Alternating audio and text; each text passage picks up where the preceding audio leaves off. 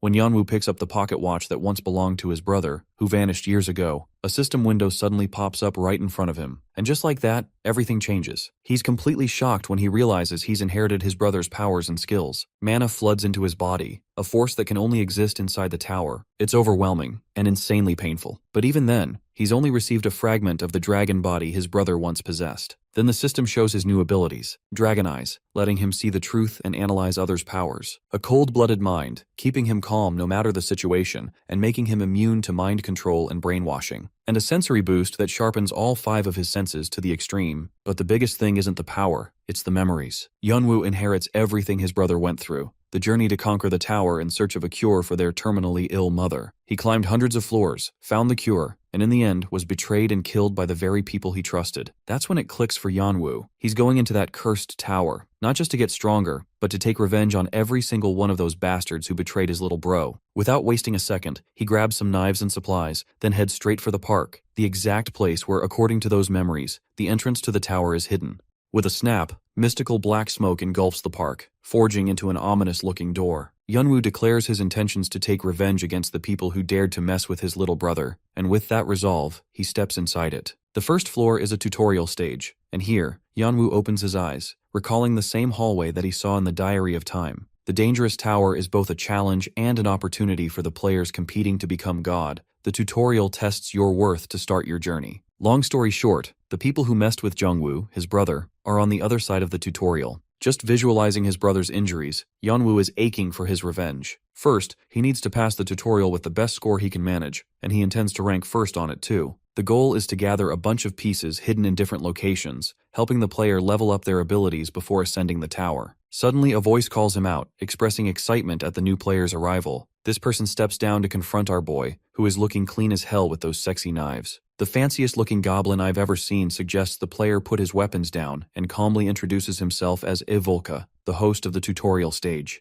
He briefly touches upon the sections in the tutorial. Each level is segregated from A through G. The player is given a certain score depending on the challenge they overcome on each level. The advantages of getting a higher score means a greater reward much later on. The duration of the tutorial stage is about 30 days. Dividing the time is dependent on the player. However, the campaign's already started for 1 week, meaning there's even less time for our boy, who is advised to start from the next campaign. Yanwu understands that the players who got a head start from him have already progressed to the point that later players couldn't catch up to them. But this man knew that because he's built differently and participated in the fade check anyway. Evolk adds that the players are recommended to form parties after each section, and that also implies that the overall score will be much higher if a player succeeds solo. The goblin is stunned by Yanwu's intent and assures him that the tower is very fair in a counting effort based on difficulty. Evolk also knows that the overconfidence coming from the player in front of him could either become his own demise, or he could be a talent the world has never seen. The trial commences at once with the host's disappearance. The goal is restated to pass 7 checkpoints in allotted time.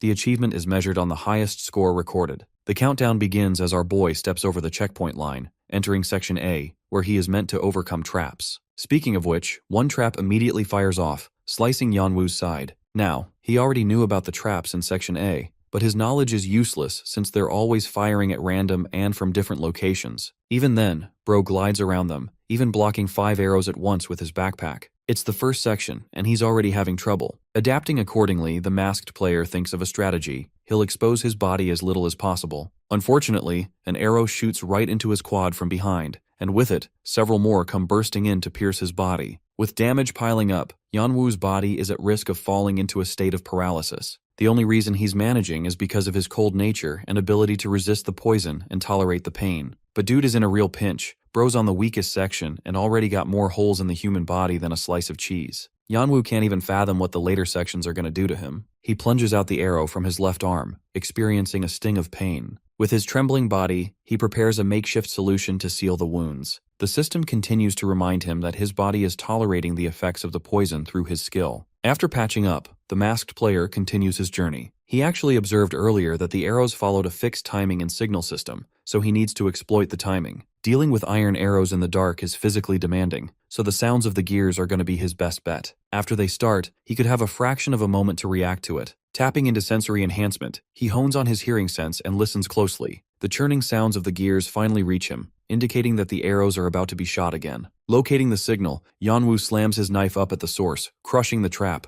but all I'm wondering is how that blade managed to pierce the damn ceiling. The stored arrows cripple their way down, Yanwu successfully gets over his first trap, and with his sensory skills, he has the confidence to deal with this section. Fast forwarding ahead to this man dodging like he suddenly got ultra instinct. By the way, dodging certain arrows nets him certain points too. His speed increases for dodging blue ones, and his strength goes up for blocking red ones. The yellow ones are meant to pierce him to increase his stamina and endurance. Yanwu understands that all he has are his base stats, which means this is the ideal place to farm. He coughs blood, having sustained numerous injuries as he thinks of a way to also increase the mana stat. Yanwu wants to find a way to safely increase his stats, but watching his progress from his monitoring room is the host. Avulk is pretty impressed with how the new guy is handling things, to the point he's interested in Section A instead of Section E players. The goblin sees promise in Yanwu, and knows full well that if our boy can surpass the remaining challenges, then there's no doubt he'll become an entertaining factor in the tutorial. Back to Yanwu, he receives a message for arriving at the terminal. All of his stats have shot up besides mana, which is great for 1 day's worth of achievement. Even more, he feels physically stronger with his strength, mobility, and destructive output. Things are looking well as the moment he steps into the next section, streams of yellow soothe him with healing magic. Yanwu experiences the healing effects, as the terminal serves to be a player's rest point. At last he can catch a break, but even after healing, Bro collapses the very next second out of overwhelm. When Yanwu wakes up again, he sees a hooded figure just in front of him. This dude startles him with a lousy peekaboo, but the scariest part is that even with Yanwu's sensory enhancement skills, our boy couldn't even pick up on his presence. Lost, he theorizes that this person could be the mysterious merchant. His guess is exactly correct, as the merchant introduces himself as Merchant A. Merchants are basically helpers who sell goods to players for popping up at the terminal every now and then. Each trader sells every kind of item, from rations and potions to even artifacts. Right now, Yanwu is presented with a list of options from the item shop, so our boy is carefully looking at his options.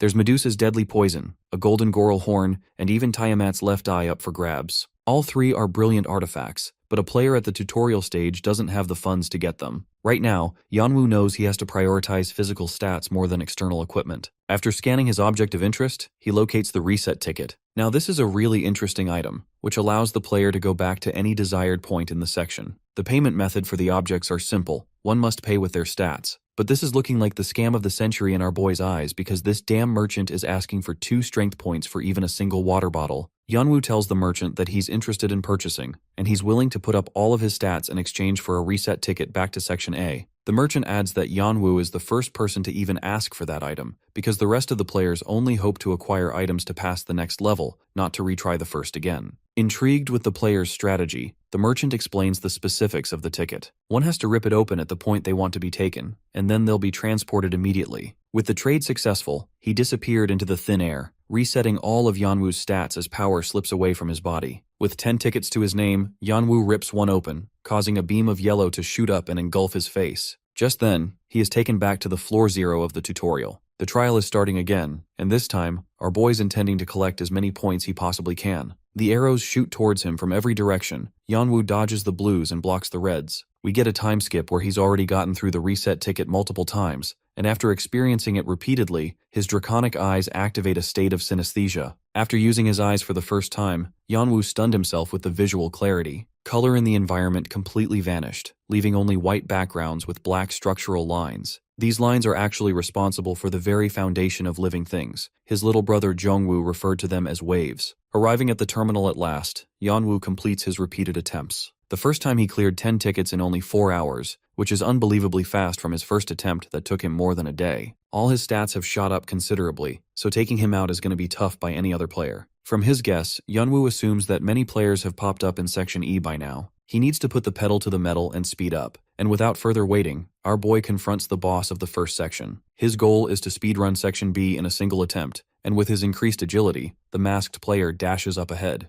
Blazing arrows shoot towards him, but he retaliates with even greater response time. Yanwu can't tolerate wasting even a single second or movement. Unexpectedly, he steps on a floor trap that activates and throws him towards a bed of arrows. Falling down means confirmed death, so in that case, this man maneuvers his body in a way that he lands safely on the other side. His speed goes up by a point, but the obstacle ahead is the real kicker. The whole place is scorched up in flames, burning alive as Yanwu takes his weapon, slashing at the flames to cut a clear path. Thanks to his increased mental and physical tolerance to pain because of his natural skill, he successfully gets past the fiery path. The third major trap is a giant mace that nearly takes him out, except he dodges with finesse, boosting his stats more and more. After confronting several traps, Yanwu is hit in the gut with a serious punch. He takes a second to compose himself, staring down at the copper dummy that is meant to imitate his movements. Luckily, Jongwoo documented well on the dummies, who copy the skills and even the movements of the players, forcing an evolution from them. If the player can't pass through to them, they'll be stuck here forever. The first way to get past them is to smash their face in head-on, but the second method is more convenient, and that is to stab them. Yeonwoo positions himself for combat, and after activating his draconic eyes,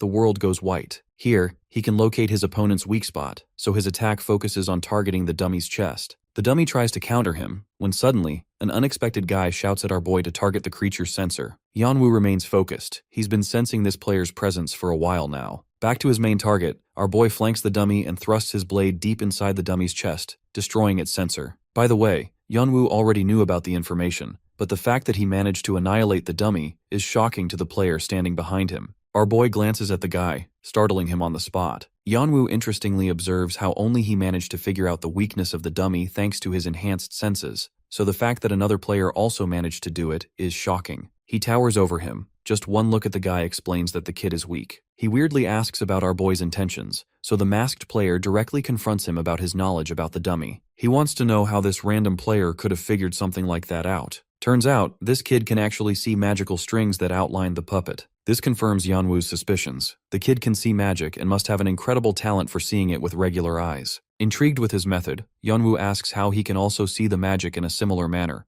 because if he can learn such a technique, it'll be a huge help to him later when he develops his ability to learn magic. Our boy even offers a payment, knowing that it's only fair that they make an exchange. Clearly the kid has been trapped here for a while, so Yeonwoo offers to help him escape this section. Fair condition for the both of them. The guy is startled, and from his speechless reaction, Yeonwoo turns around believing that it's a no. The player stops him, stunned to hear the words that he just did. He had heard Yeonwoo directly admit his inability to control magic. The reason it's so damn strange is because bro was able to annihilate a copper dummy without even being able to control magic. Typically, even with regular skills or physical blows, the copper dummy isn't injured so easily. But the fact that Yeonwoo managed to obliterate the dummy without even using magic is insane to this guy, making him question the masked player's identity. For now, the players agree to help each other. The shorter guy introduces himself as Yule and asks for his role, to which Yeonwoo instructs him just to follow the same path he's walking. Our boy turns around with a fierce glare, questioning why this guy is intentionally trying to deceive others. Thanks to Yeonwoo's draconic eyes, he can see straight through his disguise. The player in front of him isn't even a man but a kid nearly 10 years of age, both young and short. Hilariously, Yeonwoo scolds the kid and reminds him to be respectful as they're not equal in age.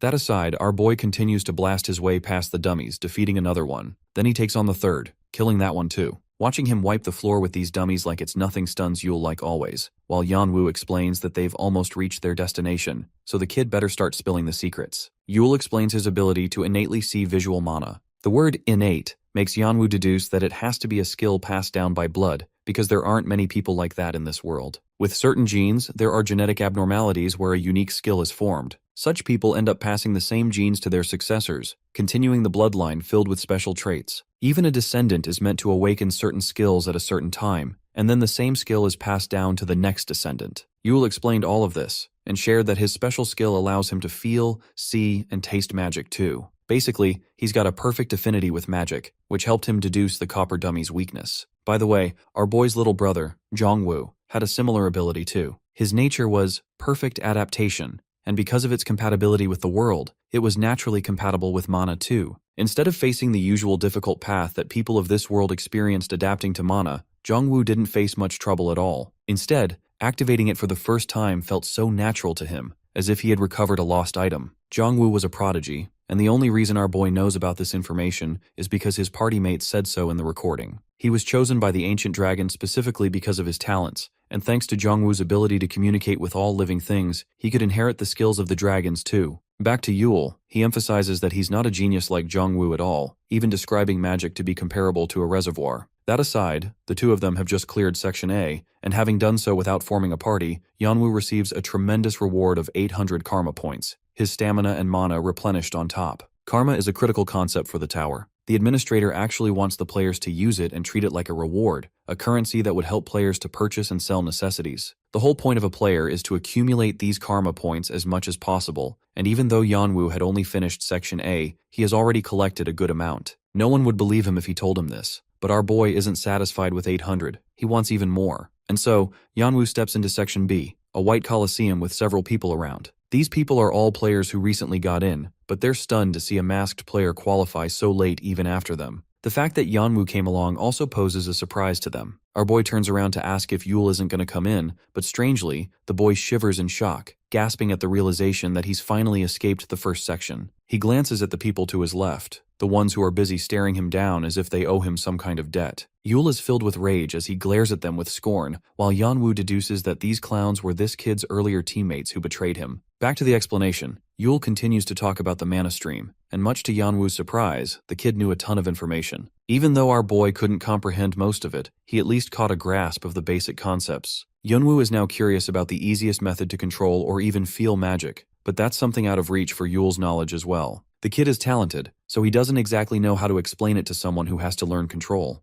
Yanwu doesn't pursue the topic further, and inquires if the boy will head outside after wrapping up the tutorial. After receiving Yule's confirmation, the two of them part ways, but as Yanwu's leaving, a dude comes up to confront the kid. Before we get to that, let's go back to the time where Yule's former party members were stuck in Section A. They met an unknown guy who praised them. This was Build, an official member of the Orang group who offered them to join him for Section B. The party members were really excited to be scouted by the Orang group. After all, they're the same people responsible for dominating the tutorial stage every time. But as they progressed to the boss stage of Section A, the party found great trouble dealing with the copper dummies. Mid-part hair over here realized that they were at the risk of failing, until his eyes darted towards another player on the side. Yule stood with determination, and his skill in reading the flow of mana stood out to the guy. Knowing that the kid couldn't help them physically, this scumbag decided to grab him and threw the boy in front of the dummies for a distraction. With the decoy, they all ran for their lives, leaving the kid to fend for himself while he cried for them. At present, Yule's perception of them has completely changed. His old shitty party mates are confused how he managed to get out, but the talented mage doesn't offer them that explanation. Adopting a cold tone, Yule basically tells them to fuck off for being so damn disgusting. He wanted them to act like they didn't know the other side at all. Feeling guilty for his actions, the main guy lowered his head with an apology, begging Yule to keep what happened a secret. At first, I genuinely thought this dude was going to redeem himself, but now he's asking for the matter to be kept a secret too. The guy begs Yule repeatedly not to explain the situation to anyone because it jeopardizes them. It's not just him, the rest of his friends also apologize to Yule, knowing they're threatened. The kid doesn't get what they're yapping about or so concerned. All he cares about is that they don't show him their shitty faces ever again. Saying so, he turns around to leave. Knowing that their apology failed, the scumbag felt afraid that Build would come to know of the real truth that Yule didn't sacrifice himself. They were counting on Yule to never come out of the tutorial stage, but he survived, which meant trouble for their recruitment plans by the Orang group. Going back to his shitty roots again, the cockroach decides to betray Yule a second time, having no shame or guilt for it either. Since they're already in an isolated corner, no one will see what happened here. Making use of the opportunity, this imbecile reaches for his sword, knowing that Build has no idea about Yule's face, so they could easily make up lies and make up a new story. The cockroach acts high and mighty until Jason Voorhees pops up from behind to give him backshots. Yanwu confesses his knowledge of the Orang group, which selects newbies based on their own desires. His words are barely even understood by the guy when suddenly, Bro gets cut down by Sukuna's dismantle. With his arm chopped, the loser whines and screams in agony, drawing Yule's attention. The rest of the party mates draw their weapons to confront the masked player, while their leader whines like the bitch he is. Yanwu had plans to proceed to Section B's trial immediately, but after hearing Yule's story, he couldn't let a second betrayal come to pass. In fact, when he saw Yule's tragic situation, it reminded him of his little brother, who also got betrayed by his own companions at the edge of his life. The party members are terrified of the masked player's stealthy presence, while Yanwu taunts them for not expecting to be hurt while trying to murder someone. The guy whose hand he cut down is still acting arrogant, and in order to take his revenge, he tries to attack our boy with confidence. Yanwu casually dodges the swing, proceeds to grab his wrist, and literally breaks the guy's other arm too. Bro can't even wipe anymore without assistance. Yanwu threatens to break this guy's legs too if the others ever dare to mess with him. The party members tell him to mind his own business, but Yanwu counters that he's also following their philosophy and doing what he thinks is right. He orders them to lay down their weapons, inviting hesitation. That's until Yanwu continues to pull the guy's already shattered arm, making him plead his friends to throw their weapons. With the swords on the ground, they beg him to let go of Kyan the cockroach. Smirking underneath his mask, Yanwu calls them a bunch of idiots, before jamming his foot on Kyan's back and pulling his arm back even further. The pain is so agonizing for the traitorous rat that he passes out from it. His friends have their own complaints, but Yanwu slams a bitch slap harder than Will Smith to knock the guy down. The final two members grab their weapons to try and charge at him together. This guy isn't bothered and maneuvers into position to confront them with his dual blades. In a swift motion, he cuts past them with lightning speed, neutralizing both of his opponents as they topple down. Yanwu instantly goes back to finish the job by slamming each of their faces with a heavy punch. Now they're knocked out all nice and cold like all of Mike Tyson's opponents. Yule watches in shock, reflecting how he knew exactly what the guy in front of him was strong, yet he had no idea that he was this strong. Our boy tells him to clean his drool and proceeds to advise the young kid to be wary of his teammates in the future. Saying so, he turns back to leave when Yule frantically tries to get his attention again. The boy shouts the words, "Thank you," and aspires to become just as strong as his mentor someday. Turning back for a second, Yanwu advises the boy to visit the Frisia Garden, a name that Yule hasn't ever heard of. Apparently the location is a place where a mage like him will find great benefit, so Yanwu suggests it and returns to his pace. The words Frisia Garden linger in Yule's head as he steels his resolve to visit the garden someday. In the next scene, we're introduced to a redhead who has been watching the show. The pretty boy gestures to his friend to stop sleeping and wakes him up. Green Hair's a little annoyed that he keeps interrupting his nap. Emo Hair Redhead explains what he just saw, how all the kids who were flexing being recruited by the Orang group have been up to shit. The femboy stretches, sharing that it is a predictable outcome, seeing how these idiots only cared about flexing and seemed useless from the start. Then comes the shocking part, Redhead reveals that only one dude beat them all up. More than just that, the same guy passed Section A as a solo player too, which is crazy for someone who arrived so late at the qualifiers. Green Hair thinks that Yanwu beating up members of the Orang group is surely going to invite trouble from the Blue Flower Island group, but the reality is, these clowns weren't officially recruited yet. Redhead has an interesting idea. He sees talent in Yanwu and believes it's best to make him a part of their team. Solo players are talented and have no affiliation, so right now is the best chance for them. The midget has his qualms, worried that the Blue Flower group might come after them too if they affiliate themselves with Yanwu. Redhead taunts him for suddenly caring about meaningless things, and playfully suggests that they follow Yanwu to sneak up on him more. His friend finds it an incredibly boring way of approaching the situation. I'm not going to sugarcoat it, but Redhead's hair is 10 out of 10 in every scene. Despite his brattiness, his friend volunteers to come, stating that he's going to enjoy this mission a lot more than even him. The trial of Section B has initiated. 4 passageways are included in this section. Players are expected to take one route to pass it. The rightmost door is the most difficult, while the left is the easiest. It's to determine the difficulty levels. Jongwoo, his little brother, chose the level 2 difficulty blue door. His team wanted to play it safe and easy after the incredible hurdles they faced in Block A. However, soon after learning about a secret, Jongwoo began to regret his decision. The rewards of the section greatly depend on the level of difficulty you choose, and because of that, our boy straight up challenges the most difficult black door. Here he'll obtain the gorgeous weapon called the Bathory's Vampiric Dagger. Initiating the trial, he enters the black route, and is told to cross the pond without any harm. The pond before him is called the 1,000-pound water, completely unsustainable for ordinary living beings. To inspect it, Yanwu kicks a pebble that flips its way directly into the water. After the splash, the pebble is shattered. This water is different in its properties of density and pressure. They're way higher than regular water, posing much greater difficulty for the players. Activating his draconic eyes, Yanwu inspects the key variable in the environment and touches it. He actually ends up opening a trap door leading down a labyrinth, which is the only way to traverse the pond. This room is called the Room of Frost and Flame. Just locating it nets him 300 points. Descending the dungeon activates it too, with Yanwu locating the white moss immediately, a substance that absorbs the energy of the moon. Its mere consumption is poisonous. It's interesting to note that despite the difficulty of the black root, there are several ways to solve it. White moss is one of those ways. It's a substance filled to the core with moon energy, but because it is specifically incompatible with human bodies, any players who manage to find it end up not using it anyway. But here's the kicker. Jongwoo in his run found a secret, a way to consume the white moss as an ingredient. This deduction is made from insects who emit a large amount of heat trying to consume the moss. Their own hearts possess a fire nature, while the moss has a water nature. If the heart and the moss can synergize together, then it becomes a powerful substance that will severely strengthen one's body. Because of the nature of the human body being soft, Yanwu intends to strengthen it using the moss to make himself stronger. While he's strategizing, a centipede monster is secretly marking him down. But our boy's got sharp senses and immediately turned around for a wide slash, cutting the creature and causing it to spurt out blood. The red centipede is a creature that depends on the white moss as its primary food source. Its senses apart from its eyes are sharper, and it sometimes prefers eating meat too. The system activates a new hidden quest for Yanwu for dealing with the fire monster. His goal is to hunt down any lingering beasts in the dungeon, and his reward will be given accordingly. The creature crawls at him, using its speedy legs to crush our boy. The current problem for Yanwu is that his blade can't damage the centipede for its sturdy body. The outer layer is impenetrable, and he only managed to stab it earlier. Knowing that it's hopeless to defeat the creature, and the fact that Yanwu can't inspect its stamina either, he sets on the goal of clearing the dungeon as fast as possible. Draconic eyes come to the rescue again, staring down at the cute monster and locating its weak spot. The centipede crawls up to the ceiling for another strike, while Yanwu prepares himself to stab at the right moment. The creature descends for its next attack, while our boy lunges up its body, maneuvering to the location he wants. Next, he flings his blade to a different grip, before plunging both his knives deep inside.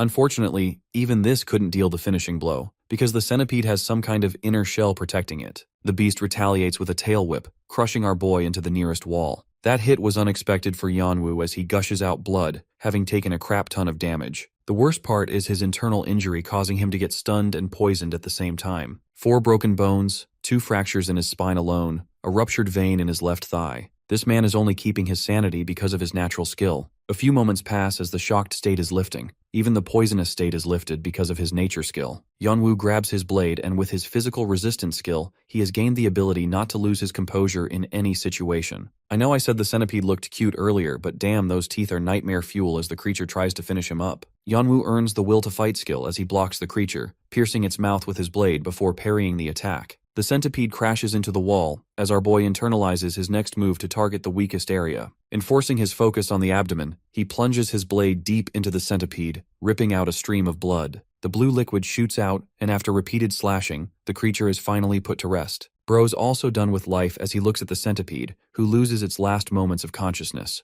The system officially declares the subjugation of the creature, and because the player hunted an extraordinarily strong creature for the level, he is given additional rewards. Yanwu barely holds it together as he takes off his mask, grabs a hold of the white moss and consumes it accordingly. This works something in his body, possibly healing his injuries. Next, he inspects the corpse, and after ripping it open, he discovers the centipede's blue core. This is the secret ingredient, which Yanwu devours immediately. In the next scene, Build is horrified to receive the newbie group looking traumatized. He's pissed off that someone dared to mess with the party he was interested in. The fact that this person did it while knowing the orang group would come after him is the worst part. Build thinks Yanwu is arrogant and learns information about some dude in a white mask destroying the party. The mask makes it easy to track our boy down. Build fully intends to look for this man, determined as ever. With the defeat of the red centipede, Yanwu consumes its heart, and with the complete synergy with the white moss, a secret healing effect is kicked into motion. Even shattered brokens are healed, strengthening the body by enforcing muscles too. With the first creature hunted, Yanwu gains a clue on his quest. He takes a second to breathe, happy to have acquired a secret treasure that made him even stronger. Even though he's only grown a little, his body has gotten much stronger. He even gained more stats from just one centipede than the reward he got from the Section A boss.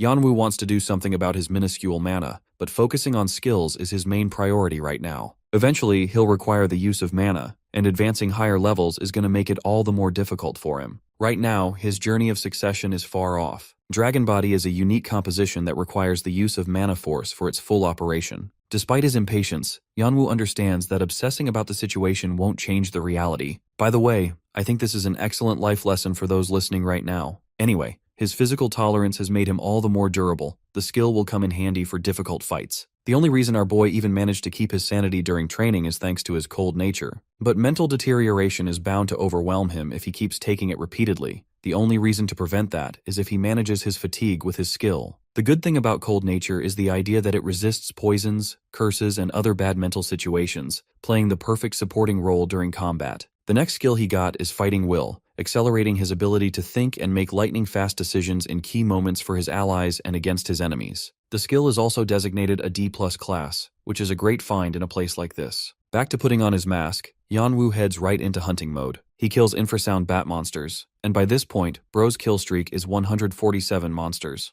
This dude is literally just Sung Jinwoo with Arthur Lewin's mask at this point. Yanwu acquired the fangs and claws of the bats in order to prepare a solution with the perfect ratio of the centipede's blood and the white moss. Applying that solution to the claws and fangs results in literal incineration, before the parts are reduced to monster powder. This monster powder possesses fire nature, and setting it on fire can release an explosive outburst. Long story short, Bro's got a budget grenade. He collects heaps of it in his bags and focuses on the next part of the dungeon. Here, Yanwo's gonna hunt hundreds of blue ants and their eggs. These army ants function in a hierarchy, with the queen being at its center. A quality this society shares is that the worker will sacrifice itself to protect the group, which means fighting them head-on is the stupidest approach. At the same time, the vampire dagger our boy's looking for is also situated beyond this path. Bathory, the vampire monarch, died a long time ago. She sucked blood to strengthen herself, and brought destruction with every step. Just thinking about the terror she caused is enough to instill fear in the hearts of the players. Artifacts are defined by their ranked numbers. Basically, a smaller number indicates a stronger artifact. This dagger is numbered 352 on the list, but it is still considered one of the best unique items with no duplicates around.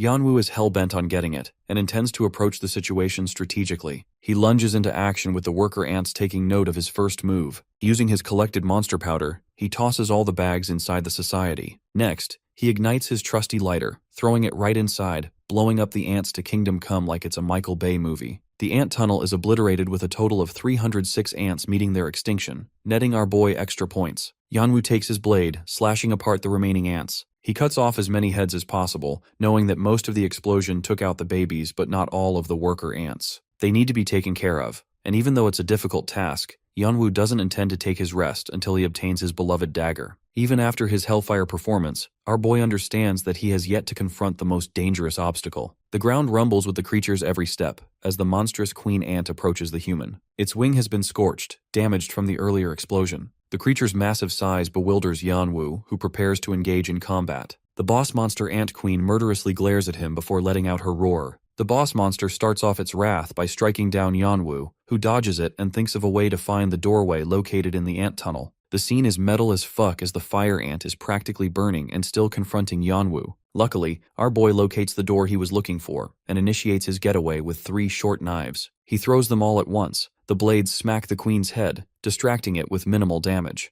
Our boy comes gliding it for a clean slash across the creature's legs, cutting down its limbs. This causes the monstrous ant to collapse on the spot, allowing Yanwu to make his escape through the door. He opens it up, before laying his eyes on the temple of the vampire monarch. This gorgeous temple is where Bathory's statue holds the legendary dagger, her favorite weapon. The weapon is categorized as a unique class, and at last, our boy has found it. This is the hidden piece that will actually cut the skill gap between Yanwu and the players that started ahead of him. Thanks to its monstrous attack power, paired with the fact that it can cause its subject to hemorrhage upon impact, he's got true value in the high-class weapon. Interestingly, there's one other ability inside the dagger, the most special one of all that is sealed for now. The vampire's statue stares at him as he makes a bow before snatching the dagger from it. The moment he does, some black and red tendrils envelop his arms and body. Yanwu is currently being overwhelmed by the dagger's essence. The weapon is meant to choose its own master, and if a player can't tame it, they will go insane. Our boy wonders if he has the skill strength to overcome the dagger's mental toll when he's only just crossed Section A. Interestingly, Zhongwu's recording also spoke of a secret method for newbies to help tame the dagger. If the others were watching him right now, they would think of our boy as insane, because this man literally puts his own hand up for sacrifice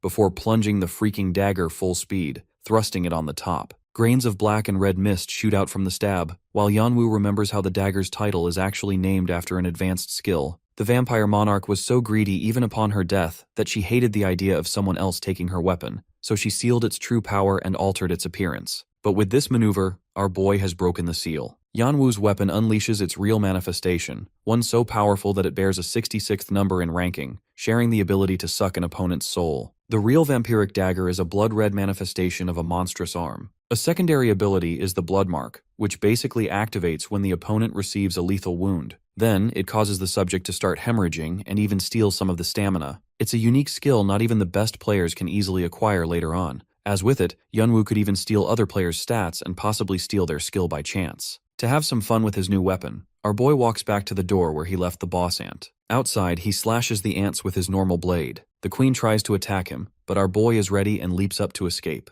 After pouncing on the top of her head, he brings out his manifested dagger before devouring the creature with its wrath. Yanwu instructs the vital weapon to eat, causing it to suck the ever-living life of the queen ant. His mastery of the weapon shoots up with more vitality extracted, increasing our boy's strength stat in the process. It doesn't take a while before the queen army ant turns into a dried-up shell. With the boss monster defeated, he gets 300 karma and destroys the confidence of the remaining ants. The ant society meets its doom as Yanwu resumes his subjugation. Meanwhile, on a different front, Redhead and his friend have come along stalking our boy down the dungeon room. In the middle of their bantering, Redhead notices the pile of dead centipedes and ants on the ground, realizing Yanwu hunted like hell. They can't even fathom how one dude could have become that strong all on his own, And it's not like the monsters he faced are weak either. All the lower floor monsters are supposed to be strong, until one detail catches their attention. It's the fact that certain corpses are dried up from some kind of energy-draining ability. They can't even fathom how a player could have discovered a blood-sucking item like that. Yanwu appeared more like a god, because he passed as a solo player all the way here and even acquired a secret weapon. Redhead can tell here and now that they're encountering the most talented person there is. He doesn't want other clans to hunt our boy down to recruit him, which is why now is the time for them to act.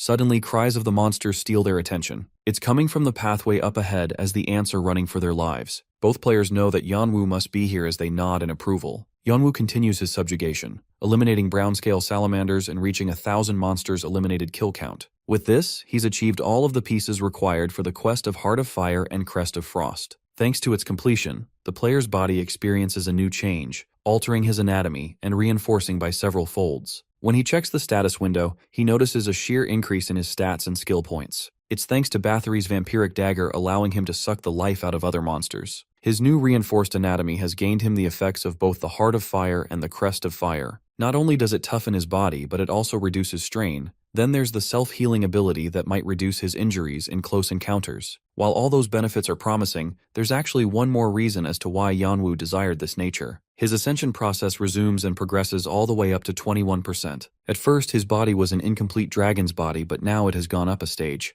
Yanwu's ultimate goal is his ascension, which will require a vessel strong enough to hold his powers. The reinforced anatomy is one of the key items he needed for that. By the way, the system updates his current ranking, and even allows him to publish his name on the leaderboard. However, our boy declines it. He's not in it for the clout. In fact, it will only threaten him if it is revealed. From the total leaderboard, Idora is in first place with 57,000 accumulated points, while our boy is sitting at 6,700 points. Though it's good that his ranking went up, bro can't fathom why he didn't get a significant boost in points this time. It makes him wonder just what kind of monsters Idora and the other players are like. Yanwu is beginning to realize that he's not the only one who is special and that he's got to pull up fast. Suddenly, he senses the arrival of an outsider nearby. It's odd because he's yet to encounter a player in the dungeon. Our boy is wary that some Arang group members might have found their way here to take revenge against him. He suddenly notices a shadow of a person and instantly throws his blade out of precaution. Green Hair didn't even anticipate the incoming strike and would have gotten killed if his friend didn't intervene. Redhead managed to deflect the blade, enraged that the player showed no regard for them at all. Yanwu assumes that these people are Arang group members, so he's on edge, but Redhead clarifies that they don't have any affiliation with the group. In fact, even if they were, it's psychotic to just attack someone like that without even talking to them. Yanwu taunts them for tailing him down in the first place, putting him in a position where he just had to act. Both friends lower their heads in an apology, understanding where he's coming from. The masked player decides to hear him out and asks about the reason they tracked him. Both of them express joy before officially inviting Yanwu to become their comrade. It's such an awkward invitation that even our bro is standing there judging them in awkward silence. Doyle thinks the idiot is embarrassing himself with that corny invitation, while even our boy is like, yeah, fuck this shit, I'm out. Redhead grabs his shoulder, forcing an answer from the masked player. Yanwu dog-walks him through a humiliation ritual as he rejects him, explaining that he has no kind of intel on these guys, and no interest either. Redhead is stunned that our boy has no idea who he even is. Apparently this guy is the rising star of the tutorial, a man whose name everyone has heard of. Doyle comes along and simply puts that his friend over here is a snobby idiot who has quite the ego. To make things simple, Doyle introduces himself and calls the red hair Khan. Now these names are remarkably noticeable, because Yanwu literally saw them as both in 3rd and 11th positions on the rankings list. Doyle fully understands that Yanwu might be on edge, because how on earth are these two stuck in Section B when they should clearly be advanced to Section E by now? Shockingly, our boy doesn't question their identity and actually accepts them. It's because he used draconic eyes to examine their bodies. The interesting thing about his special eyes is that he can tell if a person is lying to him simply by the color they appear inside their bodies. Darker colors indicate that the person in front of him has negative thoughts and bad intentions. Both of these guys have bright pigmentations, indicating that they're good people who are telling the truth. But that begs the question how some of the top-ranking players are stuck in Section B just to scout a guy like him.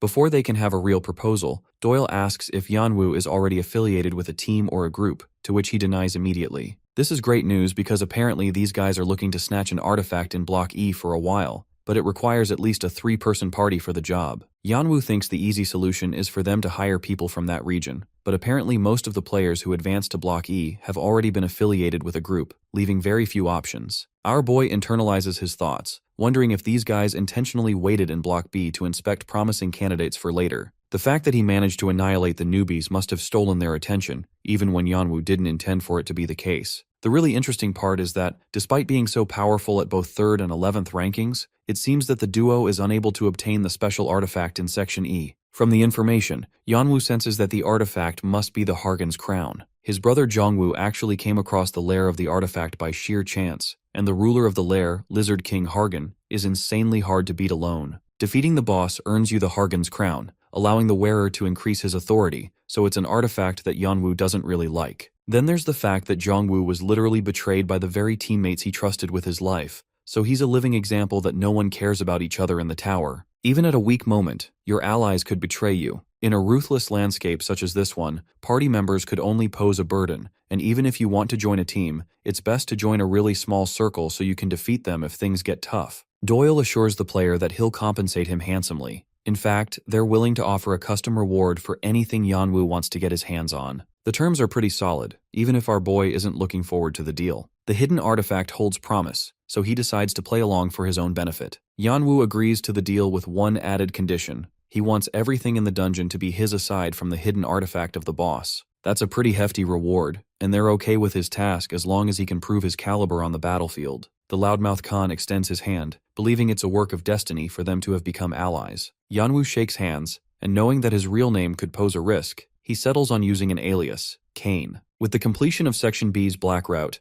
Yanwu earns exceptional karma for his exceptional achievement as a solo player. By the way, Bro continues to annihilate Section C and D in the same manner. We get a time skip where Khan is starstruck with Yanwu's growth. They picked him up from Section B, and he's come all the way here with godlike development. Section D is completed nicely, and all of his injuries are healed. With this, they finally set foot in the grasslands of Section E. Finally, an open environment instead of the gloomy hellhole inside. Let's talk about the tutorial zones. It is divided into 2 main territories, one being inside and the other outside. Sections A through D are inside, allowing players to train as much as possible for the outside sections. E through G are outside sections in order for them to prove their caliber, the one they honed inside. The trial of Section E is underway. 1 blue token is awarded to Yanwu. Tokens are actually hidden throughout the entirety of Section E and can even be traded. Proving one's worth requires the collection of 99 tokens. Khan doesn't really like the system because tokens can merely be forcibly extracted by other people by threatening them or even murdering them. The easiest path to success is to keep stealing from others instead of the direct method.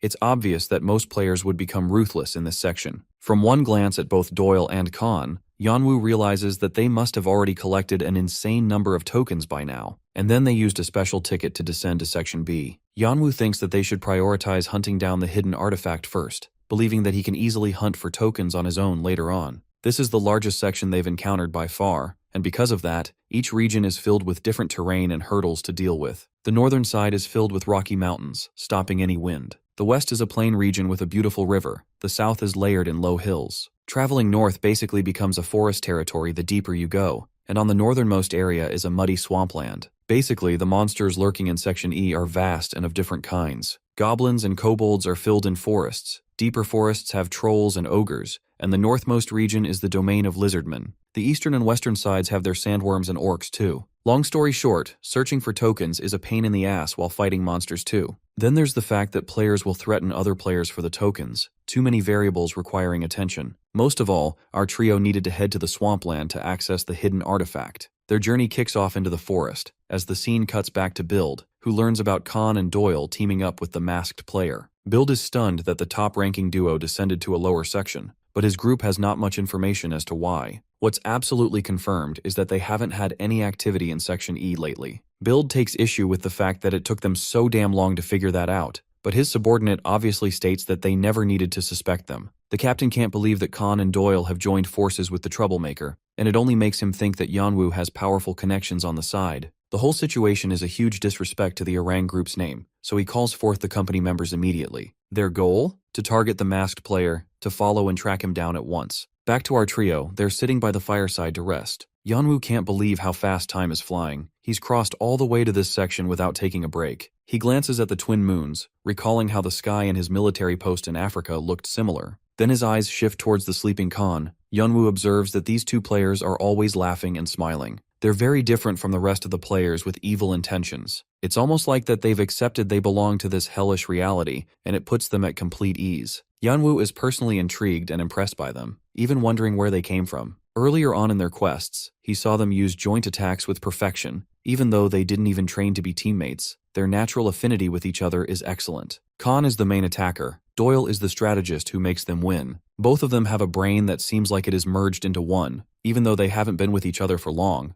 yet their relationship seems like it has been like this for 10 years. They have such a high degree of trust between each other that they're fine with risking their own life for the other person. Yanwu wonders if they're siblings, but that can't be right. He understands that both of them must have great backgrounds if anything. Above all, he knows one thing for sure. The pair is genuinely fun to be around. He doesn't really want to pry deeper into the kind of relationship they have. The only reason he's so fascinated by these guys is because their smiles remind him of Jongwoo's innocence. The older brother calms down his sentimental thoughts. He just wants to get rid of his grief and weakening thoughts. In the middle of his contemplation, both Doyle and Khan suddenly wake up even before his night watch ends. Doyle complains, questioning why Yanwu doesn't take care of the players spying on them right now. Apparently our boy wanted to wait for them to get closer, but because of that, his friends woke up. Doyle laughs. He's fine with a little stretch in the night, though he's curious if Khan knows the reason why they're being targeted right now. Redhead stretches his arms, believing the reason is unnecessary. The only thing that matters is that they drew their weapons in front of him. Khan lets out a wide slash, spilling blood. The startled party members who wanted to ambush them feel terrified, but before they could run away, Khan speed blitzes them with exceptional sword skill. Next, a bunch of insects swarm together from Doyle. This ability is called bug taming, allowing a person to manipulate insects of lower intelligence. The same bloodthirsty bugs swarm the players' bodies, literally devouring them alive, a fate worse than instant death. Their screams echo through the night, but to Doyle's shock, Yanwu is aura farming, sitting there waiting to be attacked. Bro thinks the two dudes ganging up on him are clowns,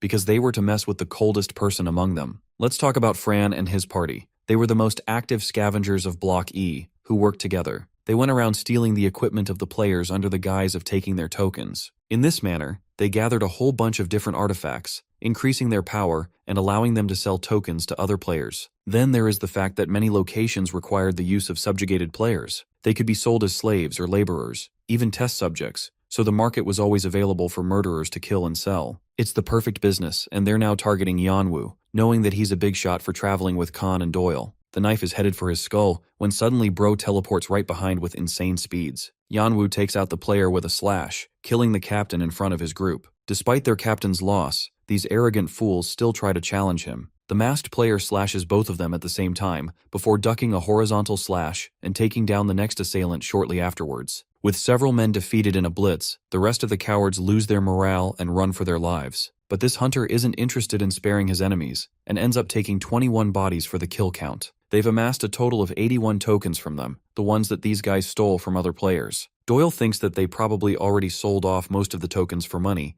and with thousands of players in Section E alone, it's understandable that collecting is easy. Scavengers find it easy to collect tokens fast, but real players usually have around 10 at this time. Yanwu understands that Section E was always bound to become a domain of the ruthless victors, where scavengers and strong players took all the tokens for themselves by stealing them from the weaker players. The weaker players were deliberately put in a position of survival, but regardless of the method that was chosen, the fact is simple. Strong players monopolized tokens without exerting much effort. Weaker players always lacked in tokens, and were in need of it. Doyle argues that it's fine to collect the tokens despite the method chosen. It's ideal to collect karma because it can be traded later with merchants. Also, he tells Yanwu to take all of the tokens for himself because they never settled on an advance payment for hiring him. So this is just a small extension of their agreement. Yanwu also learns that these two have already collected their fair share of tokens, so they don't really need any. He puts the tokens in his bag, knowing that Section E is the best way to farm karma. There's one other thing that he wants to take care of, something he wants to capture around this part of the tutorial phase.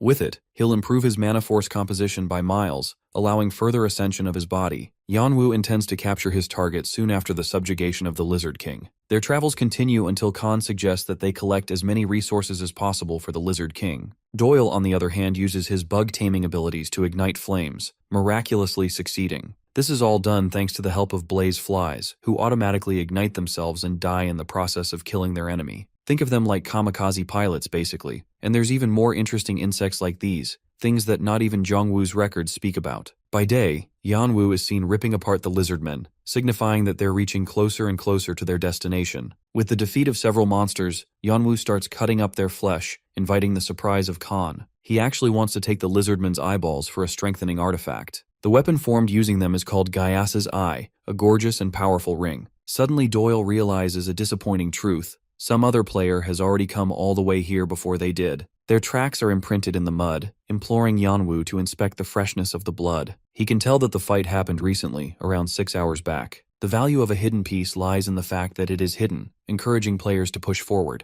And if someone came here before them, Doyle is afraid that they must have already succeeded. Hidden pieces never respawn in the same tutorial phase, which means if the Hargan's crown is stolen, they'll never be able to get it again. Yanwu gives them the good news. His suspicion is that whoever came prowling their way here likely didn't come for the artifact at all. In fact, he tells them to look at the trail patterns, suggesting that a player has been dragged by force, which means this is some kind of bait tactic by the lizardmen. Khan doesn't understand why, but that's something not even our boy knows yet. Monsters in the tutorial are not waiting to be hunted. They're deadly predators who actively hunt the players. It's the home ground of these bloodthirsty creatures, so they have the terrain advantage as well. It's a trap, and while it is annoying, Khan doesn't want to rush into things out of desperation. Despite Khan's composure, Doyle's expression shows complete disgust. Suddenly he realizes that Yanwu is looking at him, so Bro switches back up to his pooky face and smiles, acting like nothing's wrong. Khan decides to fill in our boy with some more information, revealing that they're at the Hargan's nest. Now of course Yanwu knows everything about the place, but he's playing dumb specifically to put up his disguise. He learns that despite Khan's and Doyle's combined efforts, they wouldn't even be able to dent the Lizard King. That makes Yanwu wonder what would change if he's involved in the effort. The fight will still be difficult, but aside from the Hargan King, there's an even more sinister boss lurking deeper inside. This female lizard is a problem, and Khan emphasizes that this mission is one of absolute danger, nearly guaranteed death for all three of them. Yanwu asks for their strategy, to which the redhead shares that they'll be fully targeting the item. You see, the nest is guarded by male and female superior lizards. The redhead will be distracting the male, allowing the others to play their part.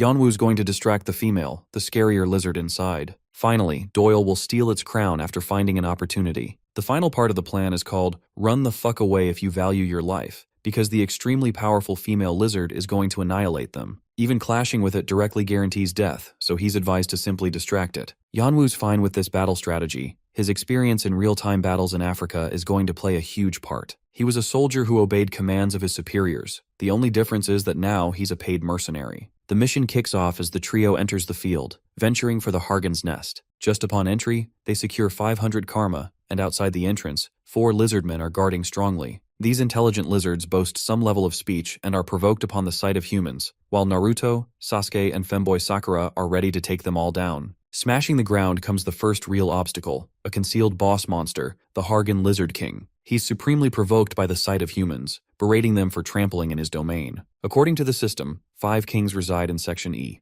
Hargan is the king of the northern swamp region, and the objective is to subjugate him for the crown. The powerhouse behemoth lunges forth with a deadly roar. Its sheer pressure is enough to intimidate the players, a feeling scarier than anything Yanwu has encountered in the tutorial so far. Bro remembers his time in Africa, and I love how he's acting like he was fighting giant-ass flesh-eating lizards in the real world. Anyway, Yanwu refuses to be intimidated, glaring back at the lizard with shocking intensity. Hargan fixates on him before prowling forth with his weapon. His goal? To kill the human wearing black, but before our boy could initiate battle, Khan sweeps right in, blocking the first strike with his sword in a clean posture. The scythe is successfully blocked, while Hargan taunts the lowly human for being no match for its powers. Homeboy assures the Lizard King that he's not the same as before, inviting a threatening slash from the Lizard King. Outplaying Hargan, Doyle moves behind Hargan's own henchmen, their heads flying from the cut. The enraged king is far too busy focusing on one human, while the 2 others have made their way inside. Inside the cave, more lizards are seen guarding. Yanwu kills both of them with his blades, when suddenly they hear the screams of someone begging to be saved. Human skulls and bones lay wasted in splashes of blood. The lizards have been capturing and slaughtering them. Several players are trapped inside, begging to be saved. They're the kidnapped players that were dragged into the lair, just like Yanwu predicted. In other words, these guys are just food for the lizards, ready to be cut open to feed their young. Unfortunately, saving these people means risking being unable to take the crown. Yanwu urges Doyle to quickly hide as the queen will pop up at any moment, but something about him is irritated. The angry midget questions Yanwu, shocked that he doesn't even show a hint of compassion for these people. The kid is young, and Yanwu is an adult who knows how to control his emotions, so he assures the boy that he's just as human. But Doyle thinks he's far too cold-hearted to be so stoic. Adopting a different approach, the masked player shares that if they choose to prioritize these people here, they'll risk Khan's life. The guy is actively fighting all the monsters outside, including the king, so they can obtain the artifact. The longer they delay, the worse his chances of survival get. This is why Yanwu advises Doyle to think with a composed head, because if they give in to their emotions, he's just going to bail out of the mission for their sabotaging. Receiving his words, Doyle finds himself in muddied emotion until bro bitch slaps himself. That physical hit snaps him into reality, making him realize that he was being short-sighted for their goal. It's at this moment, Yanwu realizes something. The Hargan lizardmen made a human farm for food, but they could actually use this situation and turn it into their own advantage. He asks Doyle if he can add some changes to the original plan, because if he could adjust it slightly, they could even save all these people. For this strategy, he asks Doyle to whip out his trusty blazeflies from the other night. In the deeper cave, the queen is currently smacking her own servants around for allowing humans to mess with their lair. Furious, she immediately orders to check on her babies, sensing that the humans actually came here to steal them. Her attention is thwarted by our boy, who holds a bag and asks if the queen likes fireworks. Before the lizard queen could even comprehend his strategy, Yanwu tosses the bag right next to her babies. The helpless lizard queen reflexively reacts by smashing the bag with her heavy mace, but this only causes the monster powder to leak out from the hit. With this, the powder has spread throughout the area. Yanwu signals Doyle to use his blazeflies at once. Upon the usage, the lizard queen goes up in flames, far too distracted to notice that our boy is already holding one of her younglings. With a knife to the kid's throat, Yanwu coldly slaughters the lizard before its mother's eyes. She screams in agony, while Yanwu throws the corpse and snatches the next one, mocking the queen for treating humans like livestock and crying wolf when the same happens to her. The lizard queen dashes towards him to stop him from killing any further, but that bait is successful as the powder underneath her ignites from the blazeflies. This ruptures in another agonizing explosion, annihilating the queen in one swoop. Not even the powerful queen could sustain so many injuries and end up dying. With her death, the rest of her subjects have lost their morals with an added panic effect. Yanwu stands over her corpse, emphasizing that the cruel philosophy of this world is to kill or be killed. He then tells Doyle to snatch the crown so they can hurry back to Khan's rescue. The midget takes it with awe and excitement of their mission, when suddenly a loud roar reaches them inside. The Lizard King has arrived chasing after his beloved queen. He's terrified at the sight of her loss, Khan following him while panting. Hargan roars his desire to avenge his love, and shockingly starts cannibalizing his own partner's corpse. This is a secret skill of the Predator, kickstarting an evolution, a second boss phase that neither of them anticipated. After absorbing the Queen's powers, Hargan becomes absurdly powerful, even though our boy knows things have gotten really bad. The Lizard King may have been weaker than Terrigan the Queen, but his main skill, heat waves, is still a cause for concern. The wave can literally disintegrate players upon impact. That's how threatening the second phase is. Yanwu understands that he has to do something, while Doyle sends out a messenger bug to interact with our boy.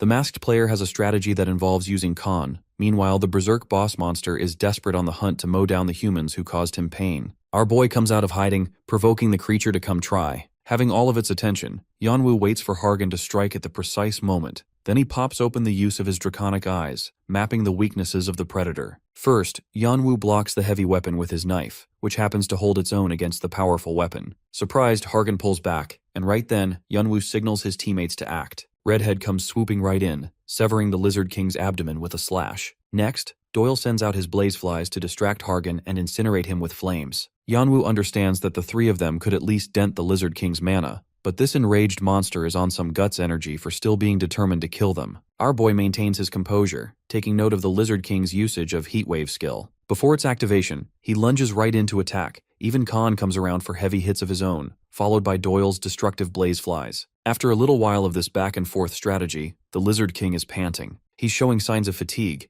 but his desire for revenge outlasts his fatigue. With the opportunity set, Yanwu bolts under the Lizard King's legs, severing both his feet and rendering him unable to stand. With the creature at his mercy, our boy grabs him and activates his vampiric dagger's skill. With it, he fully sucks in the life force of the monster, siphoning him of every last energy. The absorption process is overpowering and cracks Yanwu's mask, adding worry for his friends. The Lizard King refuses to die and intends to take out the human with him, and even at the edge of his life, the last words he mutters are about avenging his fallen partner and offsprings. Hargan is killed at last, confirming the defeat of both boss monsters, and the system confirms an absorption of the monster's skill through the dagger. Heatwave is now under Yanwu's control, but because his dagger's proficiency isn't that high, the skill is changed into a lower version called Flame Infusion. Still, it's better than nothing in our boy's eyes, and he intends to test it later. Yanwu experiences sudden fatigue and nearly collapses, while his friends come to help him. They urge him to rest for a while to prevent worsening of his injuries, but he assures him that he's fine.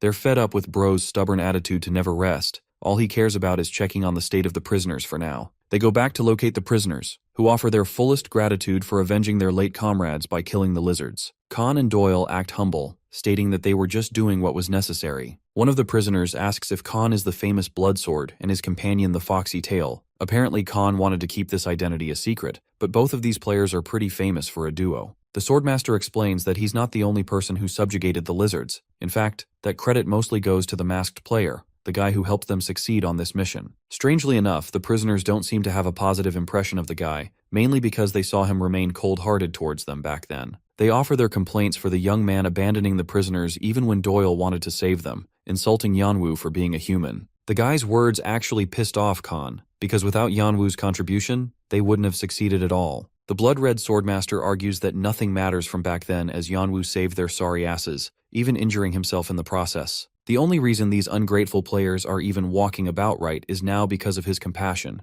and instead of thanking him, they're calling him inhuman. His words give this guy a reality check, to the point he apologizes for speaking like that. Khan thinks that the apology should be offered not to him, but the masked player, but all Yanwu could think about is the dichotomy of the strong and the weak players. Being weak meant serving the strong. It wasn't any different now either. Deep down, the player still feels angry towards our boy, so his apology is actually false. He's only doing this because his teammates didn't even support his complaints just now. Later, they even apologized to their boss for not backing him because he was clearly in the wrong here. The boss is too angry to care until one of them speaks of a sinister plan. They all need tokens, and the trio who saved them are full of them. They could easily target Doyle and Khan while they're distracted right now. They pretend, acting like this is part of their survival for the sake of killing someone. The other guy suggests against killing, believing it'll be impossible to win. The reality is, they won't be able to survive the night with no equipment or gear in their current state. That's why they want to steal all the goods from Khan, Doyle, and Yanwu and run away. Of course, getting caught means death, but going outside barehanded also means death. The boss gives in, willing to hear his subordinate out on his plan.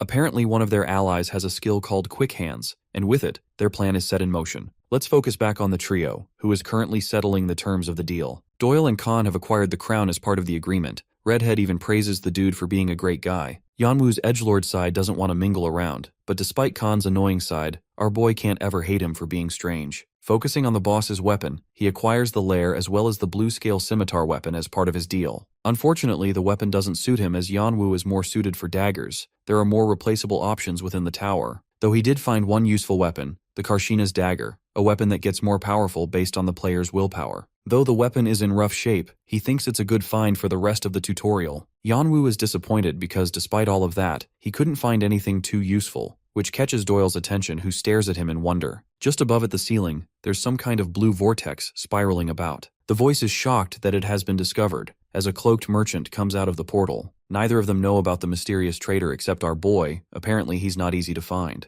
They've all met this guy apparently in the early tutorial phase. They spent their precious points on him after all. The only two ways for a merchant to become friends with you is to either become a top 10 player or to earn their acknowledgement. From the looks of things, Yanwu has been acknowledged by the merchant. They share their rough banter before our boy gets to the point. He is willing to offer both of his earned rewards for 150 tokens flat. Before the merchant can negotiate, the price goes up. It goes all the way up to 200 each time the guy opens his mouth, finishing up at 300 even. If the merchant doesn't accept this offer, Yanwu intends to obliterate the nest and all of its magic stones. The trader acts sly as if he didn't need the common stones, and in reality, Yanwu emphasizes that their purity rate is astonishingly high. By the way, this is the same reason why the lair didn't drop many rewards. It's because the lair itself is supposed to be full of decent quality magic stones fundamental for mana storage and transfer. The stone's purity being over 70 is also a good tell for its high price, which is the exact reason the trader has been snooping around. Yanwu spikes the price up to 400 tokens upon further objections,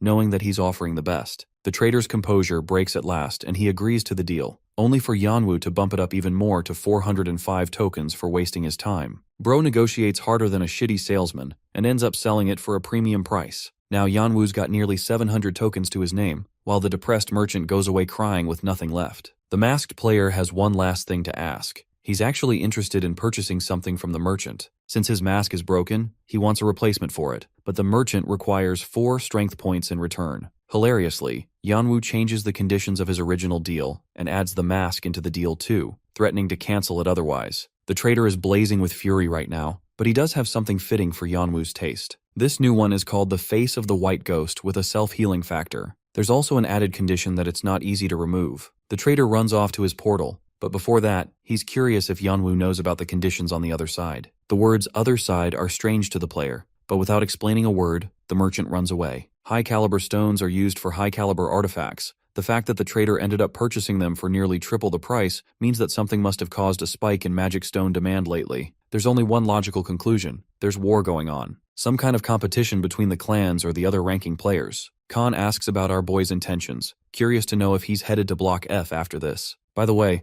Yanwu's current rank shot up to 52, but there's way too big of a gap between him and first place. He does have an ace up his sleeve, the target he's set his eyes on from the beginning, another hidden boss in Section E. Yanwu shares that he's not going to go to Block F immediately as he's got things to take care of. Speaking of which, Doyle expresses great interest in the masked player and how well they coordinate together, so he formally invites him to their party again. Doyle wants them to continue their travels even after the end of the tutorial phase. He sees them as this amazing duo with an amazing chemistry and performance. The excitement of Doyle is high, but our boy politely shakes his head, refusing the offer. Yanwu's intentions are private. He has something to take care of alone, to which Doyle states that he could always wrap up and join them later. Unfortunately, the masked player shares no intention of joining any team, believing he's fit for more solo styles. His harsh words sadden Doyle, while Khan comes around soothing his friend. They can't force someone to join their team after all. Yanwu intends to stay with them until they can get out of this lair, to which Khan recommends they do so right now because people are waiting. A thing about this swamp is that it's massive as hell, so it takes a while for players to escape it. With dozens of lizard men around every corner, our boy decided to help Khan and Doyle to clear a path for the survivors. Since they're all surrounded, it's best for them to stay close to each other, but Yanwu is curious what they're planning to do with these survivors. Unfortunately, the best thing they can do is just secure them until they can escape the swamp, even though Yanwu thinks it's pointless to keep these guys around. Khan taunts him for not having any humanism for the people, but our boy knows full well that kindness is a concept foreign in the tutorial. Even though his friends are cold, they're also extremely soft. They're way too considerate of the feelings of others, but that same idea could turn into their own demise. Doyle hands a survivor some food to eat, but in reality these guys are just leeches trying to take advantage of them. It's pointless to speak because Yanwu knows he'll be ignored anyway, so he's just prioritizing his own survival for now. Sometime later, the parasite among them secures the food bag from one of his subordinates. He's shocked that these idiots are compassionate who are handing things easily. That's why he's slowly stealing from them little by little. Stealing isn't enough. This guy's greed is getting the best of him. After all, Khan and Doyle are high-ranking players, and the masked player beat the Lizard King. He's got his eyes set on first place by stealing enough from them. Of course, the only real threat is the masked player, who this guy is watching in secret. And strangely, it feels like the player is looking back at him. It's like he already knows about this cockroach's shitty intentions with them. Khan and Doyle are again asked for supplies as someone from the group is feeling unwell. The guy throws this tantrum of how he's useless and how he'll become monster prey. Khan is genuinely starting to get bothered and thinks it's better to leave these idiots with just a bunch of tokens and part ways at this point. Right then, the boss comes around explaining how everyone is fatigued and wants to rest for a bit. This is the perfect moment, as the cockroach has already prepared 24 players hiding in a spot. Here, they'll take the trio out together, winning the lottery of their lives. While he's smiling about, acting like he's already seized his victory, Yanwu comes along with a deadly stare. He looks at the guy with disgust in his eyes, as if he knows every last thing going on in his head. And then he goes for the kill, slaughtering his head clean. Both of his friends are mortified by his sudden action, but Yanwu isn't focusing on explanations right now. His goal is to take care of the remaining players lurking to attack, so he seizes the initiative and starts severing them apart. Thanks to his hyperactive senses, he already knew about their plan from the get-go. The bastard who wanted to take advantage of them, coupled with sudden and strange incidents from the survivors. They were scheming in secret, so Yanwu refined his senses and found the hidden scavenger group just nearby. With all of the dots connected, he makes his first move to seize the offense, only for Khan to stop him from going crazy. Our boy calls him both stupid and dense for not seeing the situation clearly, emphasizing that he sits down quietly if he doesn't know what's going on. It gets clear really fast when the players surround them from every direction, all wielding their weapons to hunt them down. These guys are so ruthless that they cut down any ordinary players who weren't in on the plan, leaving only enemies in every direction. Khan is in a pinch and can't tell what the hell happened all of a sudden. The scavengers they're currently dealing with aren't just ordinary scavengers either. They're the bastards who made deals with monsters and helped secure the lizards of some of the members in the human farm. They lure players into traps and pretend to be injured, then throw them into the monsters to collect tokens and artifacts in the process. The original players who were trapped in the farm are all actually dead, leaving only the false ones among them. Having cornered the famous players, the scavengers are in the business of their lives. Sibzine and his friends want to steal the dragon saber from Khan, while Nguyen, his buddy, is interested in the same weapon. Zwei, the least insane one among the group, believes they should distribute equally. But since the situation is taking far too long to be reported, Zwei tells his friend to contact Ethan immediately. To his shock, there's no response from Sibzane or Nguyen. It's simple actually, it's because they're both dead. Zwei knows that these idiots were only just bantering a moment ago, so there's no way they could shut up now. Only one answer remains. Someone attacked them, so Zwei bolts up in horror, questioning who dares to mess with him while he's ranked 15 in the tutorial. He tries to search for the enemy, horrified to realize that all his friends might be dead. And then he sees one of their corpses, bloodied up and put up for display as he warns Zwei of the player known as Ghost. His body topples, while Chinese electric Batman pops up from behind him. Oh, and only real ones will catch that reference. Zwei receives the backshots of his life at the hands of our boy, but let's go back to Khan and Doyle's side of the story. They're still surrounded. The same orang group who protected players is part of the scavengers too. Suddenly, one of them is taken down with a blade. It's Yanwu who has come to their rescue. Is it just me, or did this guy go all the way around hunting and came back to his friends still standing there doing nothing? Anyway, Yanwu goes ballistic on them, Doyle accompanies with his bugs, and well, Khan swings his metal stick around. The remaining scavengers beg for mercy, pitifully becoming a disgrace despite their grand ambitions. They act like they played no part in the plan, but Khan judges them no differently than the Hargan Lizard King. These guys feasted on their own kind by throwing them under the bus. They lack total humanity, so Khan has no qualms impaling them for their treacherous actions. These guys brutally sold humans to the monsters, so they deserve the worst. Khan is also the son of a ranker with a maid name in the tower. He cast his own father's glory to achieve his own name, so sympathy doesn't affect him. With the insects all cleaned up, Yanwu watches Khan and Doyle fall apart in grief. The three of them had plans to rescue good people, but soon realized they were the ones getting played, and the real slaves had already been killed. Experiences as dark and gruesome as this one were common in Africa, but these guys haven't seen his side of the world. This experience will mold them into becoming more skeptical of others from now on. Unfortunately, his comforting words won't help, so Yanwu simply waits for them to process their emotions naturally. Khan can't believe that he feels nothing, but it's only because our boy is used to all this suffering, making them wonder about the kind of world he's lived through. Not everyone is like him, even on his home planet. Yanwu is just a rare case. Harrowed by his feelings, Khan begs to speak his feelings. Though he's shocked by the bastards who pretended to be victims, what really scares them is actually Yanwu's own presence. The guy was so cold in making his judgment, and appeared skeptical from the beginning. It only means one thing, and it's that the masked player trusts no one from the very beginning, so he thinks Yanwu doesn't trust them either. The reality is, our boy can't afford to trust anyone in the tower, especially when you consider what happened to his own brother. He understands their frustration. Both of these guys opened up their feelings, and in the end, were treated like dust. Khan always laughs. Doyle always shows affection. They're great humans, but their worldview isn't the same as his. Yanwu understands the difference in their values and chooses to break up with them. He turns around, and instead of stopping him, Khan chooses to let him go. Doyle tries to force his way, highlighting how well the masked player has treated them so far, so he doesn't deserve any of their harsh words. But Khan's pissed the hell off. His face shows utter disgust and anger, not at Yanwu but the situation itself. He saw something back then that Doyle didn't. Khan justifies that this is the best course of action. Their eyes shift towards the sword with the tassel symbol belonging to the Erang group. It's strange that a group like the Erang would care so much about mingling with them. The Azure Sword Guild directly backs the Erang group and is one of the strongest guilds in the whole tower. They have countless people lining up to join the guild, so they don't need to recruit newbies. The part that confused players is when the Azure Sword Guild decided to start manipulating the tutorial, and no one even dared to stop them as they were unaware of the guild's intentions. But that begs the question, were they joining in so they could control the scavengers with better efficiency? The whole point of creating the Erang group was to get rid of the scavengers, but apparently, it's as if they're the ones trying to hire them instead. This is the same reason Khan intentionally let his friend go just now, as it would endanger his life. Doyle can read his intentions without him saying a word, but Khan is in the mood to go and see Build. First, they need to obtain Big Reed, a hidden piece that they could only obtain after acquiring Hargan's crown. This sword will easily help them take over Adora and Fanti's positions, and it's always been their main goal for the tutorial. The same Doyle who is usually kind actually wants to see the look of the loser siblings when they overtake their positions. Anyway, Yanwu is seen walking away, knowing that these idiots are headed for the sword too. He understands their sudden need for a farewell, but his own goal is to secure his position in the east no matter their plans. Waiting is out of the option, but he wonders if he would have waited to help those guys if they ever asked. Contemplating that thought, Yanwu continues his path heading east. The scene cuts to Build, who learns about the elimination of Squad Number 2. He entrusted them with the role of getting it done, and yet they still ended up failing. Acting accordingly, Build orders for Squad 1 to be sent. This squad consists of some of the elite members of the Orang group, ones personally trained by the guild, and Build is interested in using them just to kill 3 people. The Bloodsword, Foxytail, and the Masked Player managed to beat Squad 2 with ease, meaning they're not any ordinary foes. Even Build himself intends to act,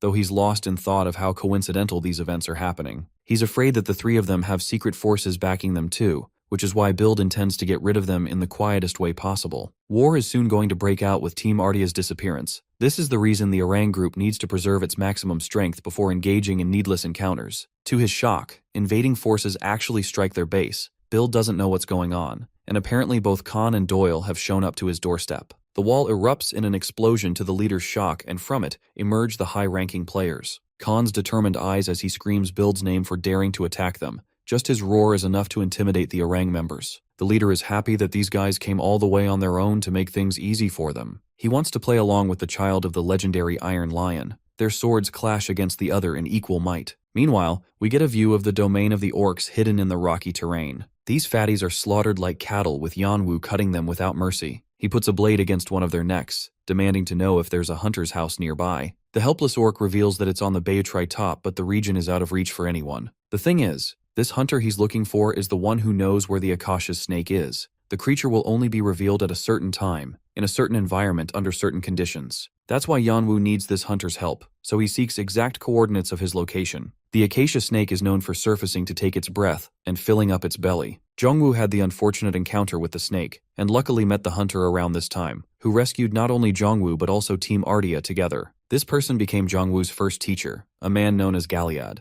Yanwu arrives at the location and knocks on the door. Galliad responds standing just behind him. This guy wasn't a human, but an elf, and among them, the Dark Elves are known for being a warrior class. Yanwu introduces himself nicely, but this guy is pretty annoyed with him barging around his home. The Masked Player explains that he has come to purchase an item called the Undine's Cup. This sparks Galliad's attention, as he asks where he heard this name from. Yanwu lies, stating that he learned it from Bram, an old friend of Galliad. The elf actually buys that excuse and offers the player to come inside. He sets down his hunt for the day and discusses details of the trade. The Undine's Cup is an artifact containing the most amount of acacia energy. It's also the snake's favorite food. The main issue acquiring it is that only Galliad knows how to materialize one. The hidden quest initiates as part of Galliad's test. The Dark Elf has tested several players, but none have been worthy. He loves playing hide-and-seek, requiring his candidate to catch him at least 5 times out of 10. If the player successfully catches him more than 5 times, they'll be handed the Undine's Cup and a special secret reward. Over many decades, only 5 people have passed Galliad's test,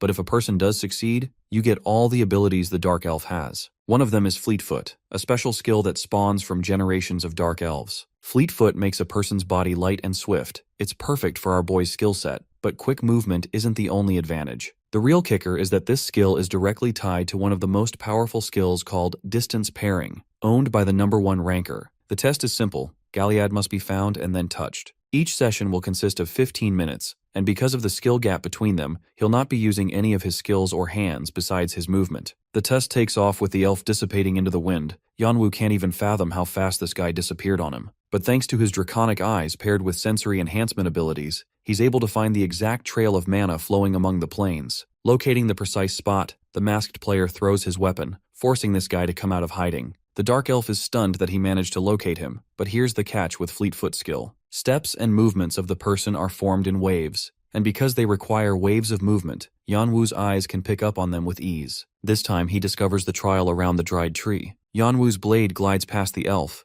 but that was just a decoy as he himself appears from behind. The swift elf manages to evade him just in time, but before he could run off, the player grabs his sleeve, confirming the first touch. The first session wraps up, and shortly after, Yanwu ends up catching him 7 times, fulfilling the maximum requirement. As his extra reward, he can make any request from the elf. Galliad questions what kind of skill this guy used to catch him so easily, but Yanwu refuses to reveal it, once again proving his worth. For his reward, they head inside where the Dark Elf takes a bag and hands it to the player. Yanwu is stunned that this guy carelessly left such an important object without a regard in the world. Inside, he discovers the gorgeous Undine's Cup, an A-class object full of the acacia essence. The elf urges him to handle it with care, or else the contents will lead to a catastrophe, but Yanwu is already aware of that. The thing is, acacia isn't a substance that belongs to the world of matter. and if it leaks out even a little, it will result in a giant explosion. Next, the elf hands him Fleetfoot skill book of the C class, generating it in Yanwu's skill set. Instantly, his body feels lighter, fast movements are now easy for him, and his senses have further been heightened. With the vessel nearly completed, Yanwu intends to fill out his mana force stats by catching the snake for its orb.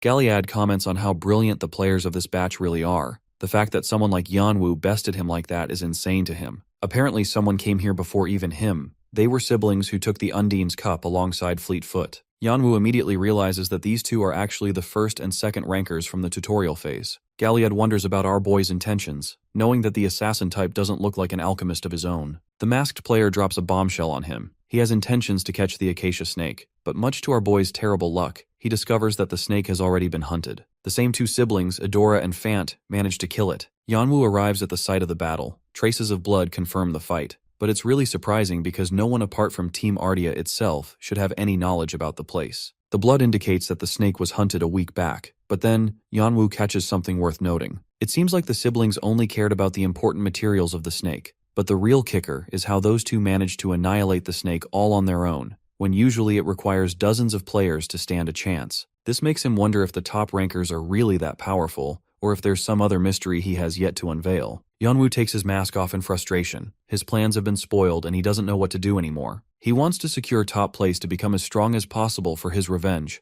but the current time window is far too tight with as little resources as he has. At best, he could barely manage 8th place, which at first sounds insane in comparison. The succession process has also been halted as his plans meet a dead end. Yanwu glances at the snake's corpse one last time, noticing footsteps around its head. He can tell that something really powerful hit the creature from the outside, as if someone wanted to target its brain. The footsteps indicate that even more people got here looking for the snake besides the two brothers. Yanwu suspects the involvement of the orcs and decides to investigate the situation properly. The scene takes us to Bane, the 6th highest ranking person in the tutorial. Build has requested him and the others to gather around for a mission, but Bane is tired of trying to protect his ranking and doesn't want to waste his time. He doesn't want to go around assassinating nobody when he himself hasn't even ranked in the top 5. Bane is shocked when he learns that Build is threatening to cut off the heads of any who disobey his command. Apparently these are special orders that must be followed. Also, he has put up a reward for Squad 1. Anyone who brings back the masked player's head will be granted the entirety of tokens in Orang Group's possession. The fact that they're about to hand over thousands of tokens for just one person is insane,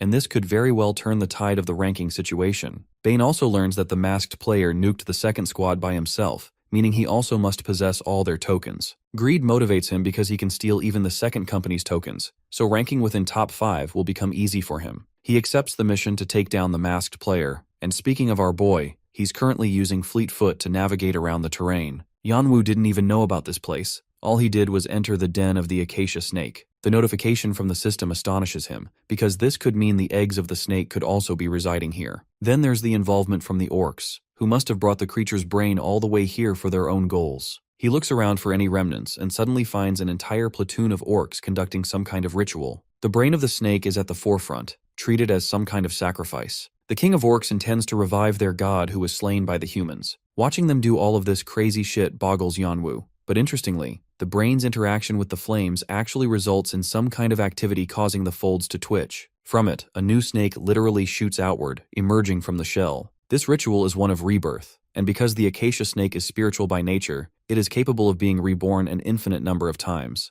The orcs revived a younger version of the snake, so the system tasks Yanwu to eliminate it before it can grow any bigger. The snake's rebirth is a concept foreign to even our boy, because now, he could gain even more than what he intended with his original plan. Waiting for the snake to grow bigger in size also means its inner orbs will receive full power. The main ingredient necessary for the revival process is acacia itself, and just like Bathory's vampiric dagger, it extracts power from the source, so Yanwu intends to feed it even more. The reborn snake is hungrier than ever, so he wonders where he can find a ton of food for its satiation. The Undine's cup can't even compare to the amount of energy this snake needs to grow, so the next strategy is to bring more offerings to the table. At this time, among the lizardmen, the chief of the tribe Krarak refuses to let the others know about the death of their king, fearing that the orcs will invade. Krarak's worries come to an end when Yanwu sends him to the afterlife. Next, he tosses an orc assassin on top of him, making it seem like the two killed each other. Finally, Yanwu deploys his fire infusion skill to set aflame the tent, and even with his low proficiency, the flames spread quickly. This allows him easy escape while making it seem like the orcs attacked them. Our boy wonders if he should create even more chaos by inviting trouble from the western jungle zone. The fire that kick-started in the western jungle was small, but eventually it swallowed the kobold village in its entirety. The jungle was being swallowed alive, and it spread as far as it could. This set apart the goblins, and the kobolds had to migrate elsewhere, leading them to clash with the rest of the monsters in the surrounding territories. To avoid further conflict, they moved elsewhere to avoid the flames, every single territory spreading confusion alongside the wildfire. The domino effect brought the chiefs of clans to come together.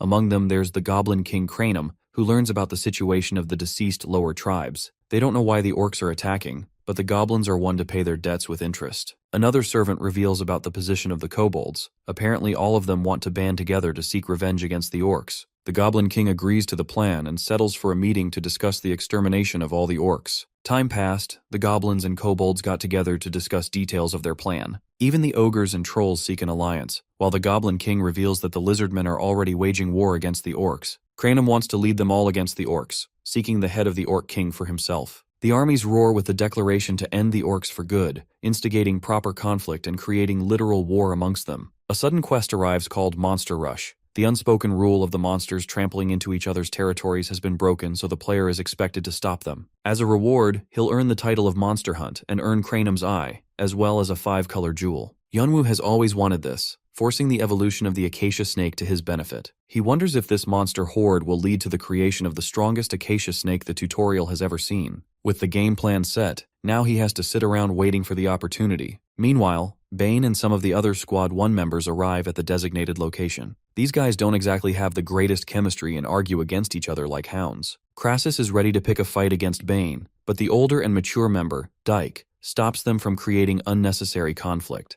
Every single minute is valuable to them, so they need to track down the masked player and take him out immediately. Suddenly he hears a sound. Dyke is the only one who caught it. The rumbling continues as Eren Yeager leads his titans for the sake of freedom. Oh shit, wrong story. The ground is shaking until these guys spot the incoming monster horde bursting with fury. None of the Squad 1 members can even fathom what's going on as they horrifically aim for a retreat. The trampling monsters are soon to catch up to them, crushing several members under their weight. Bane doesn't go down easy. He refuses to lay waste to his dream of becoming a weapon of the Blue Flower Island. Bro gets a little too lost in his thoughts as one of the goblins throws his battle axe from behind. It's the end of the line for this guy. His story finished before it could even begin. The axe takes him down as the monsters continue their rampage. Back at the Orc King's territory, his servants inform him of an incoming war. Parak didn't expect the sudden war and learns that someone has made them the source of their conflict. The Orc King is enraged that they're here to disturb the ritual of their god, until he realizes that this is actually a chance to feed their god. The same catastrophe now looks like an opportunity to take advantage of.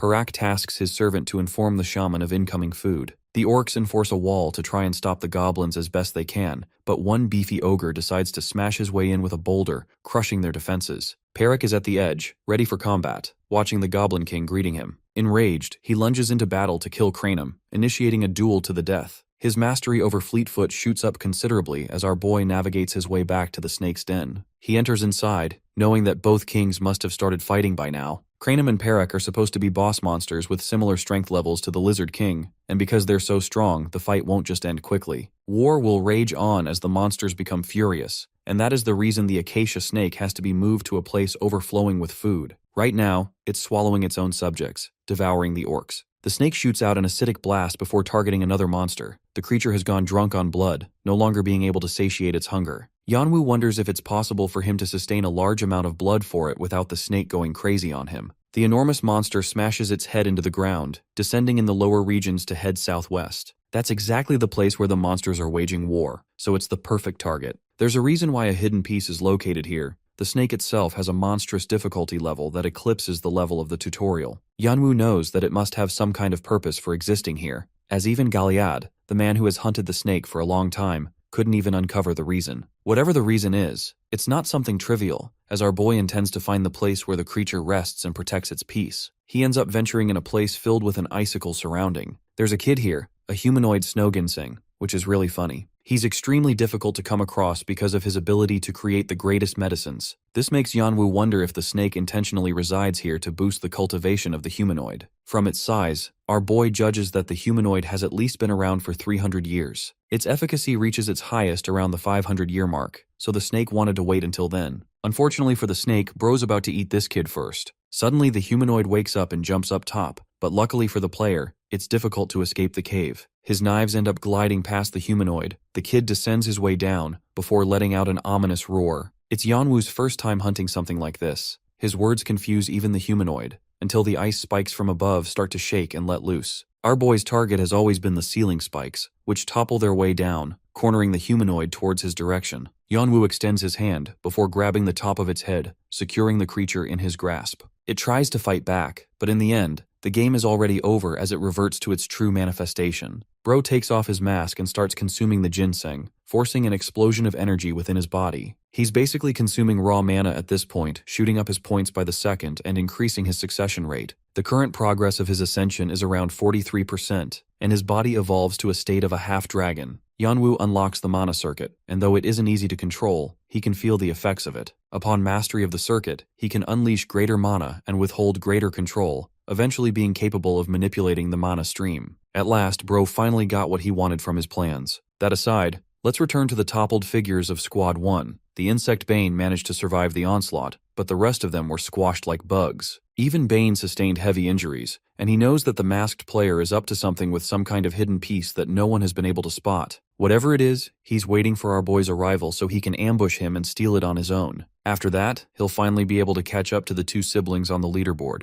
With that plan in sight, Bane awaits the player's arrival. Yanwu's suspicions were true. He really needed to acquire more magical power to better his control. The one time he's been able to use magic at all is when he activated his skills, but now he's got several options at his disposal, starting with the fact that he could enhance a weapon with magic to increase its strength. Of course, it will be way difficult to control the flow of magic since his mastery is still low. Sensory enhancement will teach him will in that regard, as it ties directly to honing his senses. Suddenly, our boy notices a necklace on the ground. It's a low-tier item with a bunch of memories intact. Opening the piece showcases Galliad's family. The real reason he's been hunting the snake is because he wanted to look for a sentimental object tied to his own family, as the Dark Elf usually never hunts for his own sake. Zhongwu's time diary never spoke about the elf's family, so our boy takes it in his pocket and puts on his mask to initiate the next phase of the plan. Outside, the orcs are facing off against the combined monster hordes. The armies of the two kings are rampaging when suddenly, the titanic snake emerges from the ground. The goblins and the others haven't even seen a behemoth like this before, while the orcs are shocked that their god has come to the surface. The sighting of the horrific black snake petrifies the creatures, and before long, the enormous snake starts devouring entire armies of monsters. With the first king dead, the trolls want to avenge their fallen, but the god of orcs uses acid and destroys anyone trying to flee. Cranum ditches the battle like a coward, refusing to face Perek at a time like this. He doesn't care about honor but the safety of his family, while the orc king commands his men to try and help calm down their god. However, this acacia snake is only in the mood to kill, and any chances of negotiating end up in ruins when the goblin king stupidly decides to flank the snake from behind. He deals a heavy blow on the top of its head, incurring heavy damage. Even the orcs join along to cut the snake down. Watching all of this chaos from the side, Yanwu's stunned by the development of the battlefield. Only 10% of the original monster horde is left. Most of the creatures have been slaughtered, furthering the snake's size. Both kings representing each side are heavily injured, their forces being exhausted trying to drive the snake away. Yanwu sees this as the opportunity for him to kick things into the finale. Activating his mana circulation, he dashes into motion with fleet foot and descends on the snake's head, landing a crucial blow. Next, he activates his vampiric dagger's true manifestation, devouring and sucking the life force out of the snake. It's practically an experience farm as Yanwu's strength stats shoot up like crazy,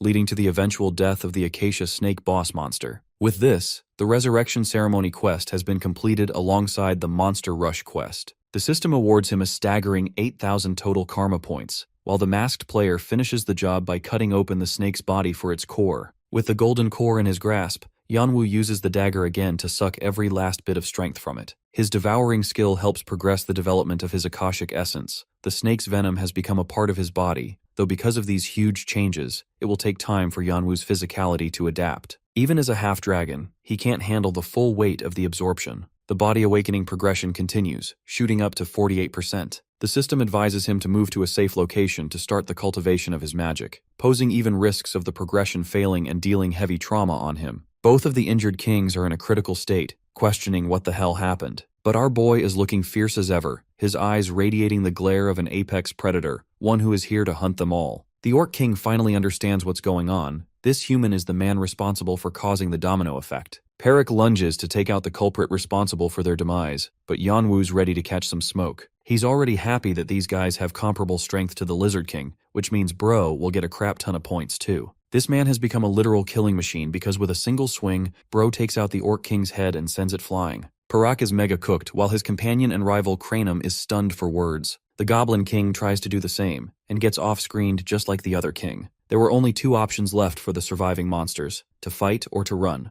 Yanwu didn't bother chasing any of the ones who ran as they were pointlessly weak. But the ones who stupidly tried to attack him, he annihilated without remorse, even going on to absorb their life essence and becoming stronger, furthering the pace of his body's progression. He is ready to devour anything in his path just to forward his own body's growth, and after absorbing hundreds of these monsters, he found himself exhausted too. Though our boy wants to take a break, he can tell that one coward player is still left among the group. Sensing him, Yanwu calls him out, only for Bane to reveal his ugly face, surprised that he sensed him. Yanwu calls him a moron for exposing his emotions so openly, while Bane straight up calls him a monster. He watched the entire fight from the start, how Yanwu annihilated the kings and even the acacia snake. His greed is on the biblical levels because Bro still somehow thinks he can steal everything from our boy. Yanwu is amused and wonders how this dude is planning to steal anything when he can barely even beat his own meat, let alone hold a sword. The masked player assures him that he's not the only person here. Suddenly, a warrior flanks this guy from behind, sniping him with an arrow. With this guy dead, the person revealed is none other than Galliad, the Dark Elf. He came here after learning about the chaotic state of the forest, while Yanwu is thankful that the elf came at all, because he genuinely didn't want to take another fight. Thanks to that simple coincidence, he can find some rest. Yanwu takes out the picture locket and hands him the gift, and immediately after, he collapses into his arms. The elf is as lost as ever when it comes to this special player, but he understands that he's being asked to take care of in exchange for the gift. By the way, Yanwu's body progression succeeds, evolving into a gold-plated body with a near-complete conversion rate for the snake's essence. The progression leads to his added strength, putting him at around 92% for total progress. Our boy wakes up with a dozen system notifications plaguing his head, and even after all his absorption, he couldn't complete the process to 100%, only going to show how difficult it is to progress Dragon Blood. Luckily, his stats have all gone up by leaps and miles from the fight, even increasing his mana circulation mastery. Testing his mana, Yanwu imbues his hand, remarking how strange the feeling seems, as if he grew a new limb. Magic largely depends on how the person uses it, and now that our boy has access to it, he wants to experiment with several ways of learning offensive magic. That aside, his senses have also sharpened several-fold. His eyes are sensitive to light. He doesn't even have to activate his skill anymore to be in this state constantly. While he's processing the changes enveloping his body, the elf comes around with some fruits. Galliad urges the player to rest for a bit before his senses turn to normal. Apparently he's been helping Yanwu while he was asleep. The elf can tell that the player tried to strengthen his body, but because he needed a safe space of cultivation, he asked for Galliad's help. However, Yanwu's methods were stupidly wrong. The reason is because he consumes a metric ton of the snake's core, alongside several other things. He consumed so much that his body couldn't digest and process the changes. The way things were going, he was actually about to explode. Galliad's concerns are actually real, because even Yanwu reflects that the elf is the reason he's still alive. It's only thanks to the fact that our boy was fully exhausted, or else things would have been tough, and he urges Yanwu not to be reckless until he matures as a dragon. The masked player isn't half as worried when it comes to the elf's concerns since he had a reinforced body to handle the side effects, but the good thing is that he found Galliad his necklace to keep him as a benefactor. Our boy suspects that the elf tampered with his magic disturbance and changes in circulation, something Galliad confirms, because he used Undine's glass to prevent explosion. It took a lot of work to just make the cup only to use it to prevent one dude from dying, so the elf is a little annoyed. Yanwu promises to repay the dude, but he doesn't care as long as the player is doing fine for now. Despite the elf's grumpiness, Galliad actually thanks him. His golden necklace shines brightly around his neck, hinting that he has received closure. The secret art this elf used is called the Divine Water. It's the same thing deployed for the creation of the Undine Cup. Since our boy had ingested far too much mana, the cup was necessary to increase the storage of his vessel. Thanks to that, Yanwu could absorb greater mana and heighten his senses.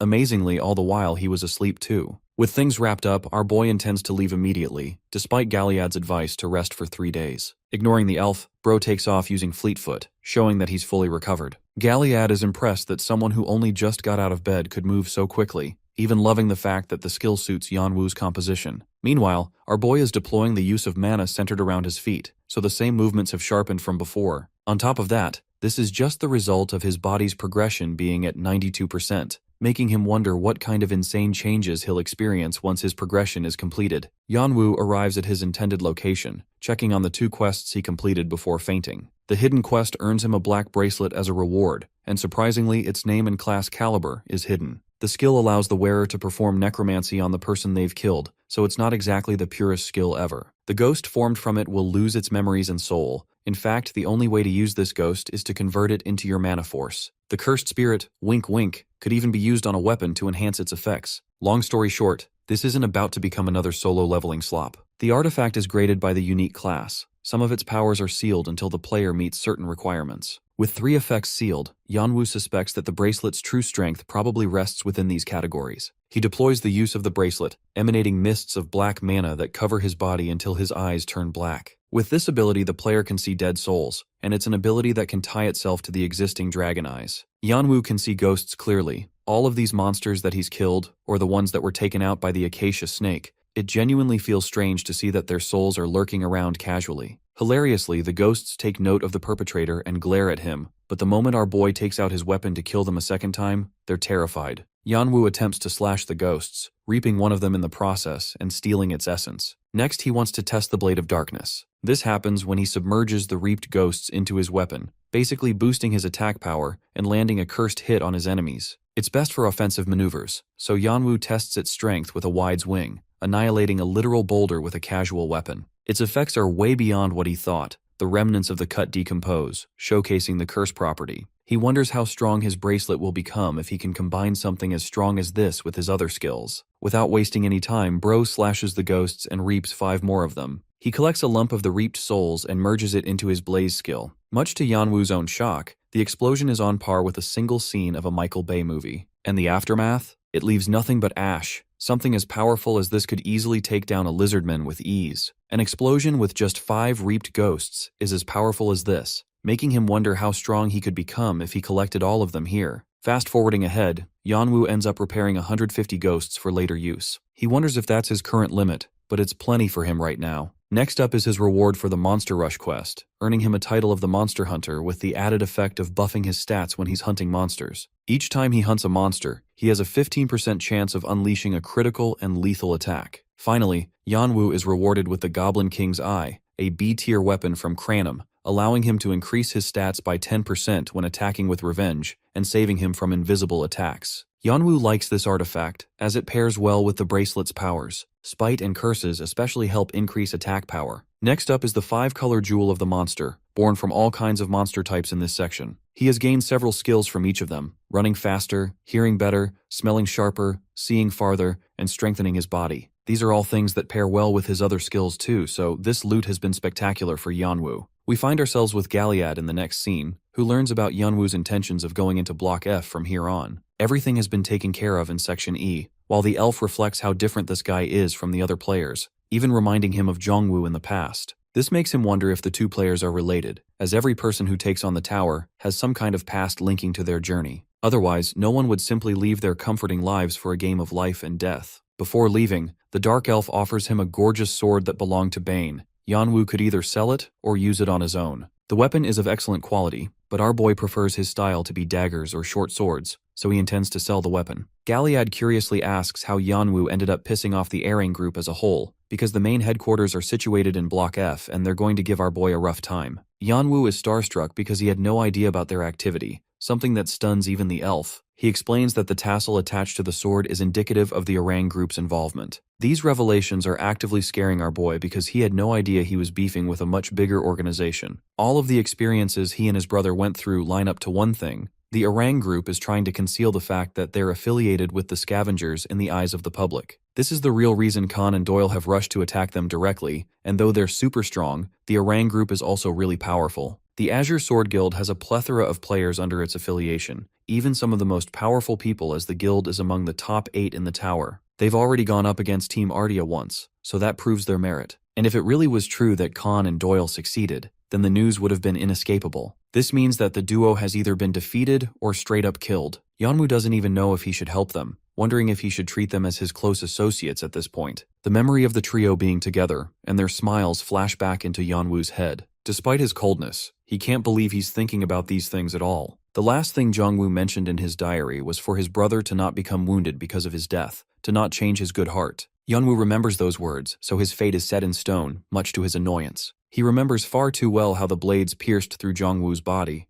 3 of the swords were from men who called themselves the kings, 1 sword was from his own lover, and the final one was from a person he cherished as his only true friend. Loyalty didn't get this man anywhere. By nightfall, Yeonwoo is about to leave when Galliad asks if the masked player's intentions are to go and intervene against the Aang group's war. Since he's a dark elf, he can tell when someone's aching for a fight, and just looking at the present Yeonwoo reminds the elf of his own self. The same attitude and determination, a conviction of heading off to war. But now, it seems like Yeonwoo's conviction has grown even stronger than before. The elf surprisingly asks if the player needs his help. After all, the fight would end up quickly with Galliad by his side. The elf's skill is comparable to high-level rankers. The guy might even be powerful enough to take down the whole group alone. But to the elf's shock, Yeonwoo actually rejects his suggestion, stating that it's his battle. He's not looking just to rescue Khan and Doyle. The real goal for him is to proceed with his brother's revenge and to strike the Azure Sword Guild where it hurts. If he outsourced that role to someone else, there wouldn't be any point. The masked player fully intends to settle this war with his own 2 hands. Of course, Galliad emphasizes that the mission won't be easy, but no battle is. At best, the Dark Elf bids him good luck for his journey.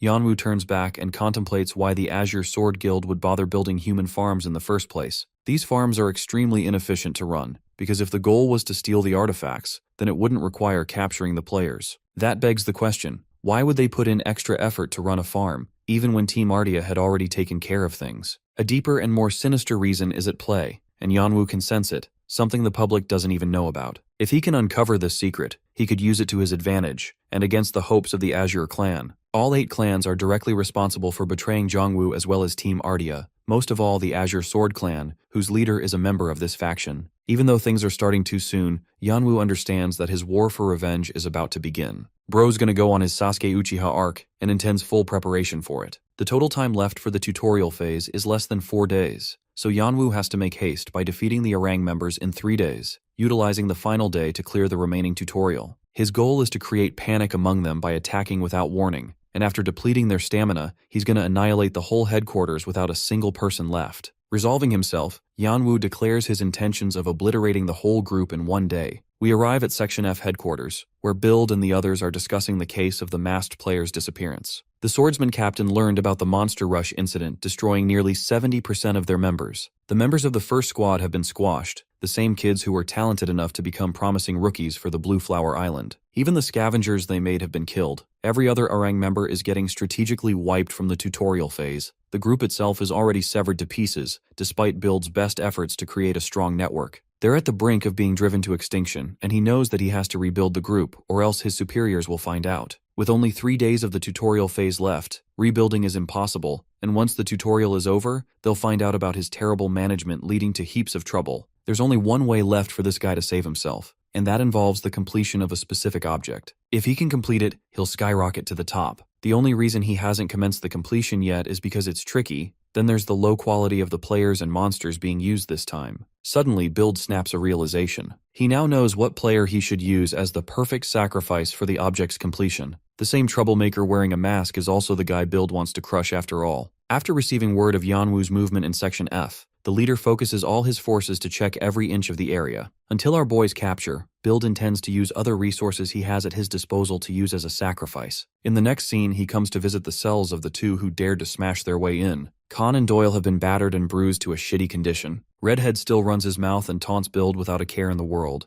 but the leader has only come here to share exciting news. He's going to use them as key ingredients for his beloved stone, the same stone that is created by sacrificing captured players to fuel its production. The ultimate dark product that isn't supposed to exist. Build originally wanted to toy with Khan and Doyle a little more and break their spirits, but right now, he's tight on the clock and intends to end their lives quicker. Gesturing a subordinate, he leaves the cell area, while Khan is contemplating that he doesn't give a damn for earning a stupid death. But while he's okay with his own death, he's worried about Doyle, the poor guy who followed his orders only to be led to the same fate. The kid has nothing to do with this, and right now Khan only wants to help him, but he can't even do that, so he scoffs in frustration. The situation is no different than last time, but while he's busy moping around, a sudden earthquake stuns them all. Build is surprised because the building is fortified and should be able to withstand an ordinary earthquake, when suddenly, his own subordinate reveals the location of an intruder. Annoyed, Build asks for our boy's location at once. The cause of the earthquake is a blazing explosion, while several orang members are trying to confront the attacker who has already killed many. The man who stands before them is the same masked player, one with the eyes of a monster. Activating Goblin's feat, he dashes forth with brilliant speed and kills the first guy with several stabs at once. With the first one down, his king's eye detects invisible targets around, helping him evade 3 swords flying in his direction. Yanwu then pours some of the reaped souls in his Blade of Darkness skill, before ripping apart and slashing every player in his way. The remaining try to flee for their lives, but this man creates Amaterasu Rasengan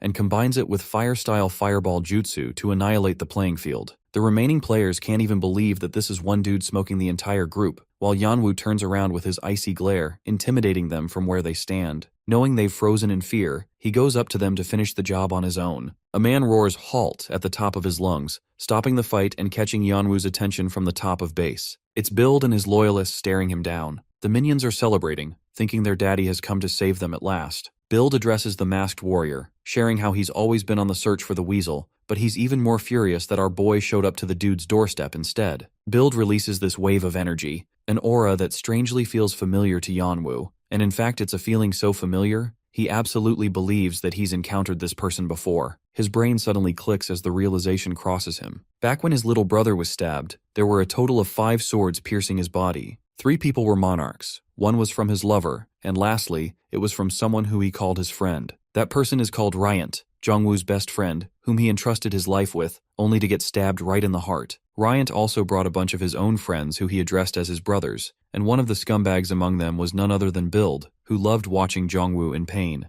Just remembering that infuriates our boy, as the older brother stands firm on delivering his deceased brother an early present. He manifests his aura, while Build addresses Gurang, his close ally, to send a message to the island immediately, informing them of the masked player's movements. But at the exact second, Bro literally detonates right in front of them, his body flopping to the ground. Yanwu's taken the first guy out and taunts Build, provoking him to attack. Bro's aura is low-key reminding me of Goku's Ultra Instinct, while Yanwu mocks Build for trying to run away. Pissed off, the commander reaches for his swords, drawing both of his blades, guessing that the masked player has some kind of connection backing him. Powering through his feet, the warrior blitzes up in our boy's face, assuring Yanwu that his skills are nothing compared to him. The fight starts with the first slash being blocked with Yanwu's defenses, only for the second to be ducked immediately after. Retaliating, our boy goes for an upward slash, but he actually grazes past Build's neck, much to his annoyance. By the way, this guy's one of the players in the Blue Flower Island who wants to conquer more, but the big question is, what's he doing in the tutorial stage at all? The Orang group, scavengers, then the Blue Flower Island as well as the human farms,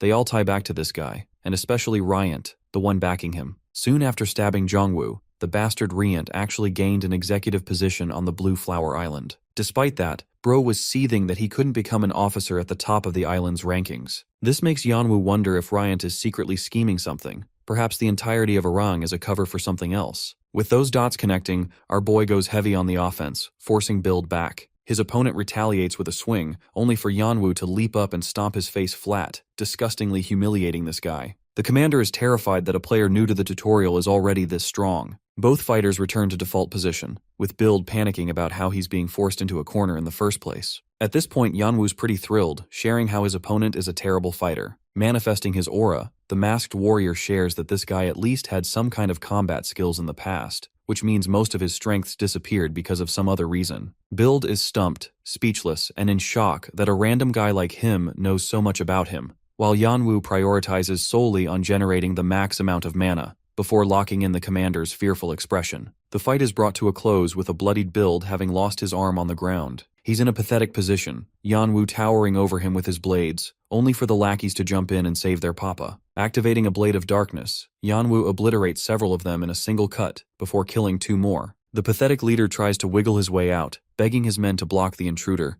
but they're all terrified. They can't even move, until Build activates one of his skills called puppeteering, to forcefully command them. It's not something he ever intended on using here, but it's given him enough time to escape while his subordinates gang up on our boy. Build runs to find the stone, knowing that if he can just acquire that, he can kill Yanwu, but our boy's stone is cold with his expression too, as if he already knows what's up. The massacre results in the total demise of the Orang group, but one man is still up and running, that being the main target Build. The scene takes us back to the dungeons, where Redhead is questioning the source of so much noise and panic. Bro thinks they're about to get buried alive if the place collapses on them. But then his buddy finally wakes up to call for his attention, sharing that the truly unlucky person here is actually Khan himself. Doyle only genuinely got involved because he wanted to follow him. The both of them are quarreling over sharing some really shitty bad luck. In the end, they're just making humor to cope with their incoming demise. Doyle wants to shit-talk Khan before he dies, while Redhead thinks it's pointless to argue and wonders what Yanwu is up to. Doyle argues that their long-lost friend is someone who doesn't really care about company, so it's possible that he's already passed over the Section G area by now. Khan laughs, regretting that he couldn't give important information regarding the hidden piece in Section G to Yanwu,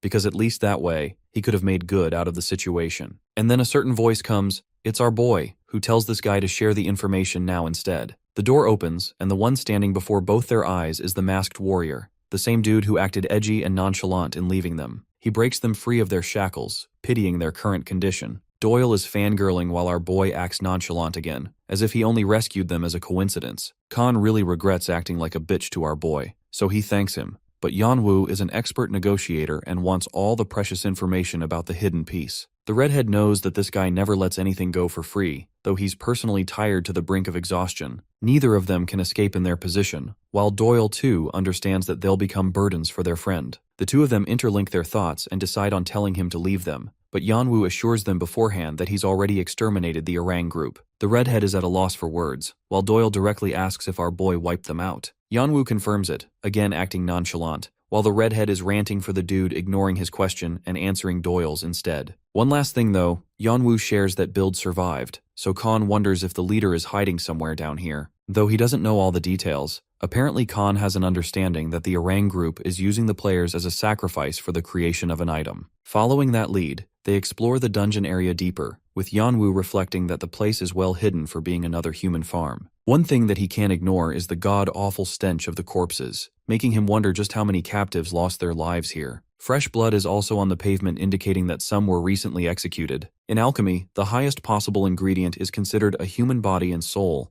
but this dark ritual carries a risk of its own, being a taboo and all. Despite it being forbidden, some hundreds and perhaps even thousands of bodies were grinded down for the creation of an object. Whatever it is, Yanwu believes that it's an abomination, and that Build is caught in his own trap because the three of them can finish this guy off together. Suddenly, Bro turns around and sees horrifying ghosts floating about. These are the souls of the players that were sacrificed, and they've come here to help him on his mission. Standing among the large group, he offers a condition of his own. Yanwu grins as he wonders if they're ready to agree. The scene cuts to the fleeing Build, who is panicking to reach for the object. He finally locates the dark stone, panting as he begins to ponder the many months he spent on the object's creation. He stuck to a lower level to a singular task, even though his companions reached much greater positions than him. He wanted to offer this stone to his master so that he could become a true king, but now, his own life has been threatened. So he consumes the stone's might, recalling how Ryant mentioned that swallowing the stone would skyrocket a person's mana. Two main outcomes usually emerge. The first is that the body will be unable to withstand the new mana and detonate, or it will evolve into something much greater. If the stone was completed, there would be a 0 chance for the stone's explosion, which is why Build is hoping to God that the stone is at least close to completion. The effects of the stone are strange, because though he expected immediate changes, Build's body doesn't even change at all, making him frustrated at the idea of having missed an important step.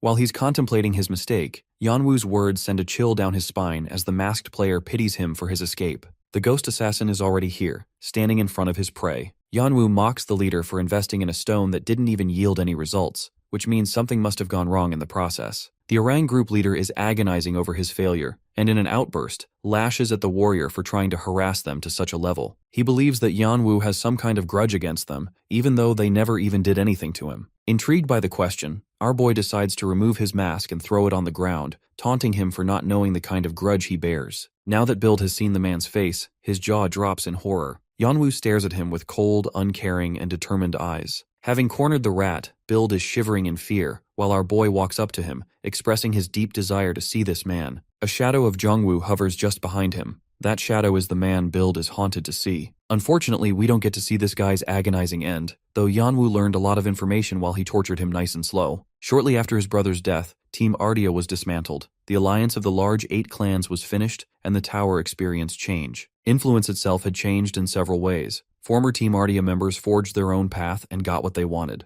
They got everything, at the cost of betraying Jongwoo, cutting him out of the picture. Cold as he is right now, Yanwu wonders if any of those pathetic traitorous rats have any remorse for what they did to his little brother. Of course, he knows just how well these inhuman beings didn't care about the world like Jongwoo did. Yeonwoo hovers over Build's crippled body as he spurts out blood, begging to be killed at this point. He's in so much pain, but the man torturing him is someone who is disobedient when it comes to requests, so he refuses to deal the killing blow. Build begs on and on, while Yeonwoo brings forth some of his friends who have been dying to talk to the leader of the Aring group. With a snap, he calls forth the ghosts, those same lingering shadows that became wasted after their lives were taken. These dead souls had no choice but to end up becoming ingredients for the stone. They've sought revenge against him for a long time, to the point they become Yeonwoo's own servants. And now he left them to take care of the bastard, for them to torture him nice and slow. The commander begs to be spared, emphasizing that he already gave all the information that he needed. Imagine being tortured so hard that you're asking your literal enemy to kill you, but our boy doesn't even spare him any attention as the shadows begin to devour and feast on Build's flesh. The Orang group is officially destroyed, with Yeonwoo returning outside and remarking that the ghosts have also achieved their revenge. Suddenly he notices an interesting corpse. It's actually Build's own body, now turned to black like the other shadows. Our boy wonders if this guy really wanted to live in his final moments, but the moment his shadow fades, Yeonwoo discovers the malicious dark stone flaring with red mana. The stone's properties cannot be analyzed by even his own system,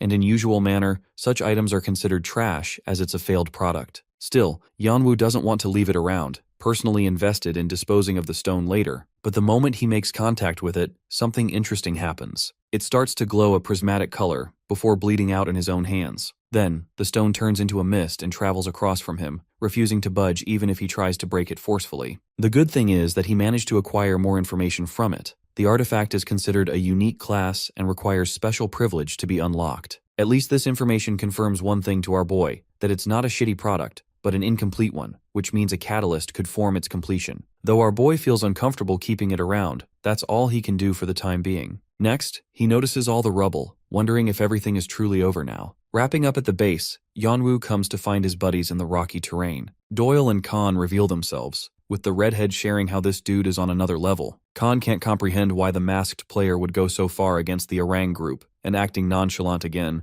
Bro just shrugs it off. Doyle then asks about Build, only to learn that the guy is cooked, charred, and dead. His friends are happy to hear that, but Doyle's personally annoyed that the Blue Flower Island went this far. He personally wanted to execute the leader of the Orang group, but despite his bravery, it means nothing when he doesn't have the strength to back it up. Doyle has some kind of rage that he buries deep down, and he desires incomparable strength, so that he can face anyone without faltering. Khan understands this too, but he's collapsing with how tired he is. He turns to Doyle, expressing that it's game over for the two of them. His buddy looks at him with a smile and confirms their condition to be at a loss. They also learn that Yeonwoo's personal goal is to head right into Section G, and as a parting gift, they toss him a special bag. It's full of precious pearls alongside the crown of the Lizard Queen, but Yeonwoo doesn't want the gift as he's not looking for a reward for his efforts. Khan emphasizes that it's nothing like what he thinks. The reality is actually much different. In an interesting plot twist, the two players agree to retire. Stunned, our boy is at a loss for words, but Khan explains that he and Doyle have been talking for quite a bit ever since Yeonwoo went out.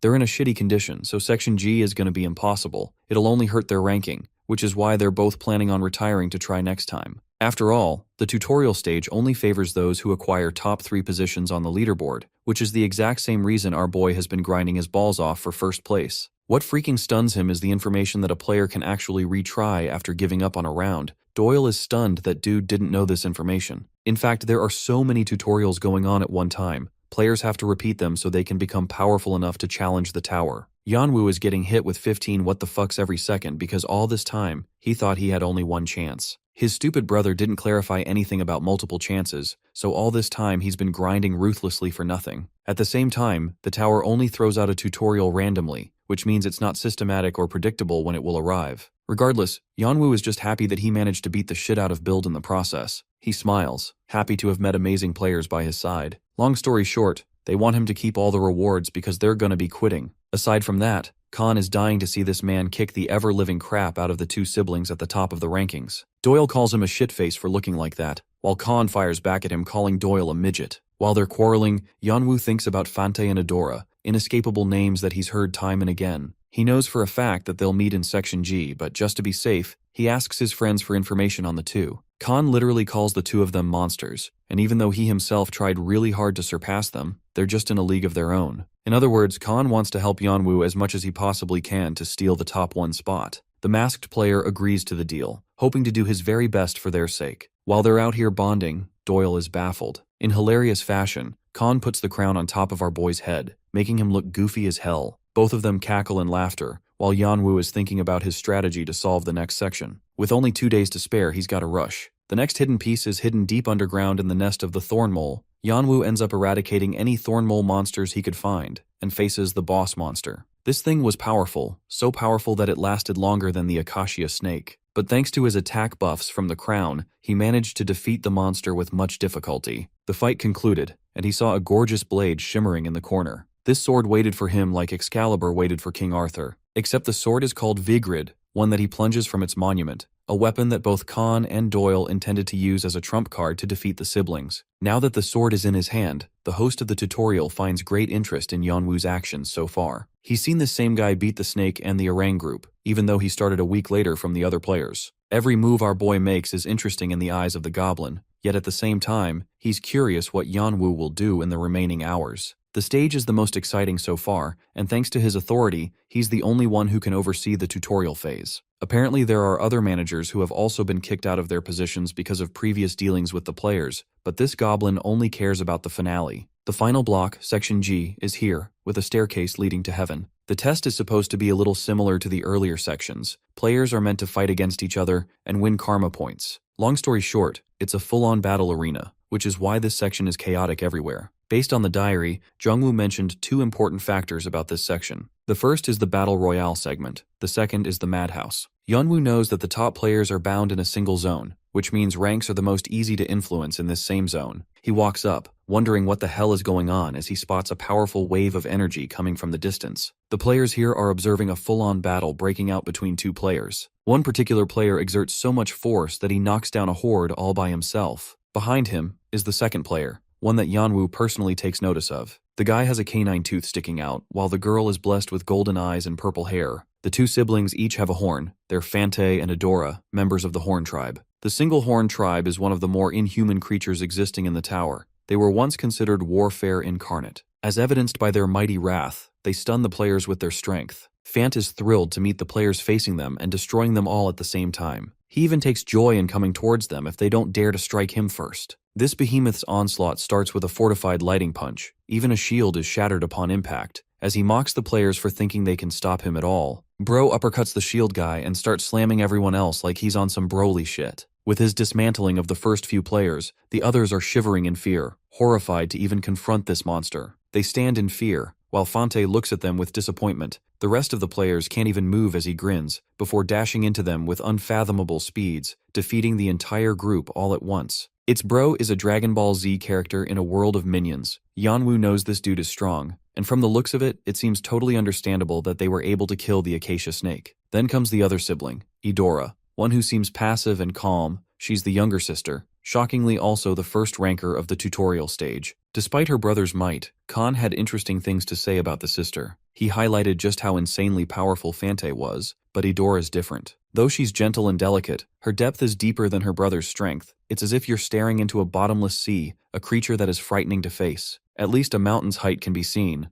but the deep sea is bottomless and simply undefeatable. And with one look at her, Yeonwoo totally gets why the redhead spoke such things of her. It's because Idora's strength is underneath her exterior, a power that is dangerous and terrifying. While he's contemplating his own interest in her, she glances at the masked player with interest, gazing at the man silently. Her gold eyes are trying to look into him, and with that glance comes a smile. Yeonwoo knows instantly that he's cooked and caught. Though he wanted to stay quiet and observe the situation, his spying mission is now no more. Knowing that he's exposed, he comes out to chat with her directly. The first thing our boy does is pull out the bag that Khan gave me, and then he spills all the blue pearls on the ground, confusing the rest of the players who think that he's giving up all his goods in front of the top rankers. Even Idora is at a loss for this man's actions, while Fante glances back to check on him too. Now that he's spilled the whole thing on the ground, Yeonwoo chants add, causing the number of tokens to convert into karma immediately, adding to his own current karma points. Basically, the whole of them surge his ranking higher on the tutorial stage, and with that, this man literally fucking zooms up to first place, eclipsing Fante and Idora's points. This is the biggest upset the players have seen so far in the tutorial stage, stunning the siblings. Now that he's launched his bait, Yeonwoo whips out his weapon, wondering if he should test his fancy new weapon now. The sword is unleashed with green streams of aura flowing out of it. Vigrid's category and class are unidentified, and I know the system gave us a whole essay, but to summarize, the sword needs to get rid of an evil curse to activate all of its powers.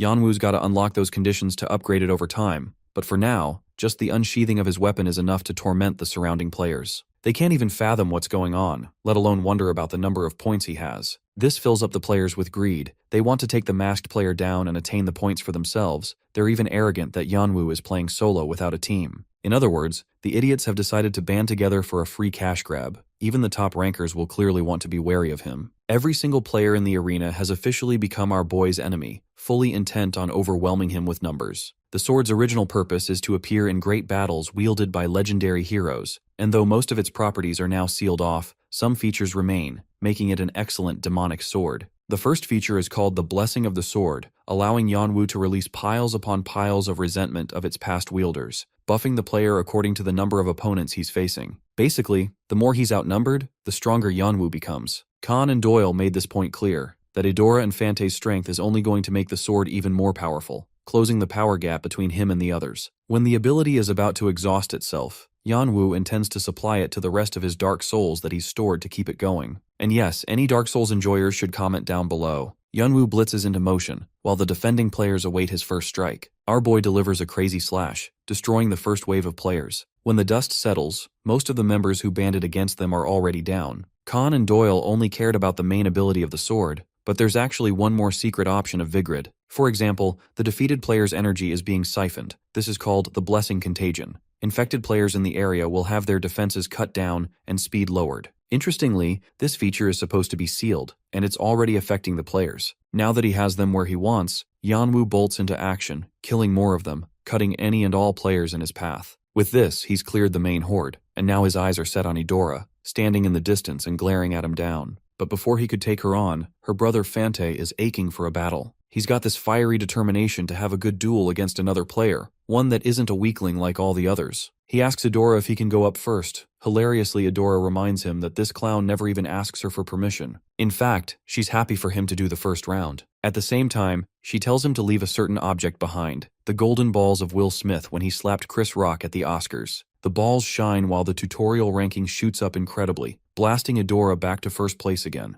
These are invaluable tokens, and the players can't believe that this guy gave it up for his sister. Fante looks at the players with disgust, emphasizing that they're not to be compared, especially not against pitiful life forms like them. He's personally really excited to face off against a powerful opponent at his best. Preparing himself, Fante gets ready to attack, and Yanwu reflects how the Chungram family shares a specialty in the Horn tribe. This specialty can only be utilized by a single member of their family at one time. These are the all-powerful lightning fists. The horned warrior blitzes into motion, intending to farm all the points from the player in front of him. He gets up in our boy's face, hoping to connect a critical blow, but that's when Vigrid is supplanted with a huge bulk of dark mana. The beautiful clash spirals in a column of light and shadow, and by the end of the first clash, there's a crater in the arena, with neither players at a loss. Fante is pretty impressed to find someone capable of blocking his lightning attack, and aims to do it multiple times, while Yanwu drives his sword straight into the ground, unleashing shockwaves that even intimidate a man like Fante. The sheer pressure is enough to send this man back, even to Fante's own shock. The same man who was born into a royal family of his tribe and learned various techniques, the same guy who increased his mana by absorbing the snake's core, is currently being pushed back. This intense pressure leaves Fante with scathing injuries.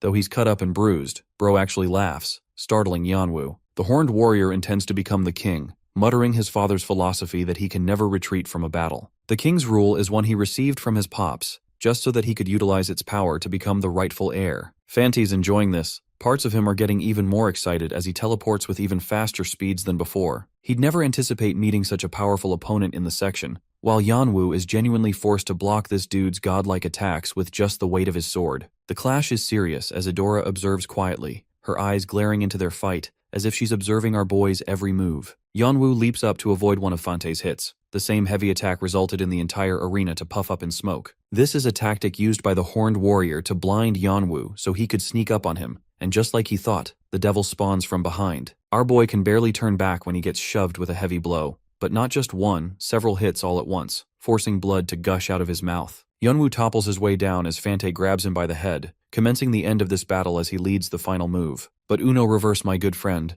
This is just a possible future that could have happened. You see, our boy has access to a skill called Foresight, one he'd never used once before until arriving into Section G. The skill comes at a great cost after its usage, but Yanwu still thought it was an exceptional skill unlike any other. After all, even on his own personal experiences, small mistakes cost people their whole lives, and if they could only see seconds into the future, their deaths could have been prevented. Though it's a good skill, it consumes a ton of mana. Foresight takes up a chunk of your mana for each second of the future. Right now, Yanwu can do 5 seconds at most. The real kicker is when he should activate such a problematic skill, since timing matters a lot, and he won't know when he's going to be in danger. Because of that, the skill requires a great understanding of the battle for its usage. Then there's the drawback of the skill exhausting the player's mana, completely rendering them useless for battle, resulting in someone's death. These were all the thoughts that Yanwu had before he came here, but now, his gamble effectively worked to his favor. He knew that this guy was going to pop up from behind, and with all the other abilities like Dragon Eyes activated, Yanwu was able to counter Fante with his Fleet Foot ability. He then locked this guy's arm from the back, releasing the full weight of his magic circulation. The Horned Warrior declared the end of the match by aiming another punch, but even that was precisely evaded by Yanwu. Our boy knocks him with a clean hit, confirming the end of the match as Fante bleeds out. Yanwu's sword activates its skill and goes for the finishing few slashes, destroying this dude until he's useless. With one last second left, Yanwu sets his sights on the main target, Idora, who is still passive and waiting. She finally unsheathes her sword at the final moment, and now comes the part that Yanwu managed to discover with his foresight. After holding her to a standstill, he threw a dagger aimed for her neck, slashing her and basically knocking her unconscious from the blood loss. But in sheer shock, the real Idora actually twists fate itself and blocks the dagger with her sword. Even Yanwu is baffled that she managed to do such a thing, even when he made zero mistakes on his part, making him question what changed from his future vision. She blocks all of his strikes, before leaning back and offering one clean sword swing, destroying the very arena around him. Their battle comes to a pause. Idora genuinely praises her opponent for being very capable, while Yanwu is fixated on her gold eyes. Clearly this kind of ocular ability can penetrate even past his own foresight ability. Similar to how her brother received the gift of lightning, Idora inherited a secret move too,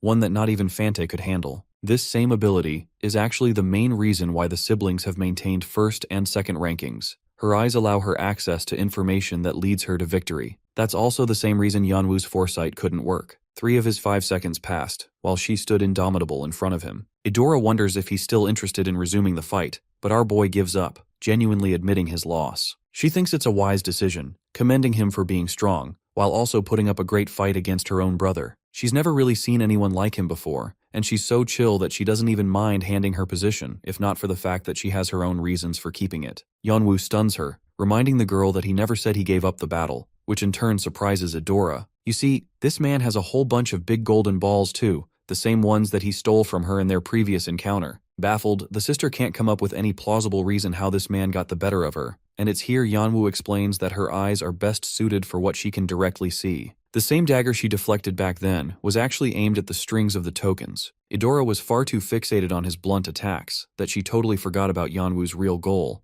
and now that he's gotten what he wanted, he uses all the points, adding his sum total up to 500,000. The crazy number is out of their league, because even if our boy didn't steal the tokens, he'd still end up in first place. Yanwu's role has always been the hoarder, the player who focused on monopolizing above all. Activating Fleetfoot, Bro dashes away like the wind before Idora can even have a chance to speak to him. It's her first direct loss in the tutorial, an utter humiliating defeat. Though a part of her is annoyed, hilariously the other part is freaking swooned with this man's aura. Bro ends up rizzing the baddie, and at last, the tutorial timer runs out, concluding the phase. Every single player is to be summoned to a waiting zone. Yanwu is instantaneously summoned alongside the other players, who all look at him with awe and shock, dubbing him the Hoarder. They glaze our boy, putting respect on his name for beating the Horn Tribe siblings. Unfortunately, as much attention as he wants to avoid, Yanwu knows that this is the only way for him to obtain Zeus's key. He shares 2 main goals regarding the tower. The first is to visit the Ardea clan's house, and the second one is the Treasury of Olympus, where the gods of the past stored their relics. Zeus's key is going to play a pivotal role as it's one of the 12 materials for opening the door of the treasury, but that aside, our boy wonders if his friends Doyle and Khan already left. He wants to check on them, but there isn't any sign of the guys. Instead, another familiar voice comes around,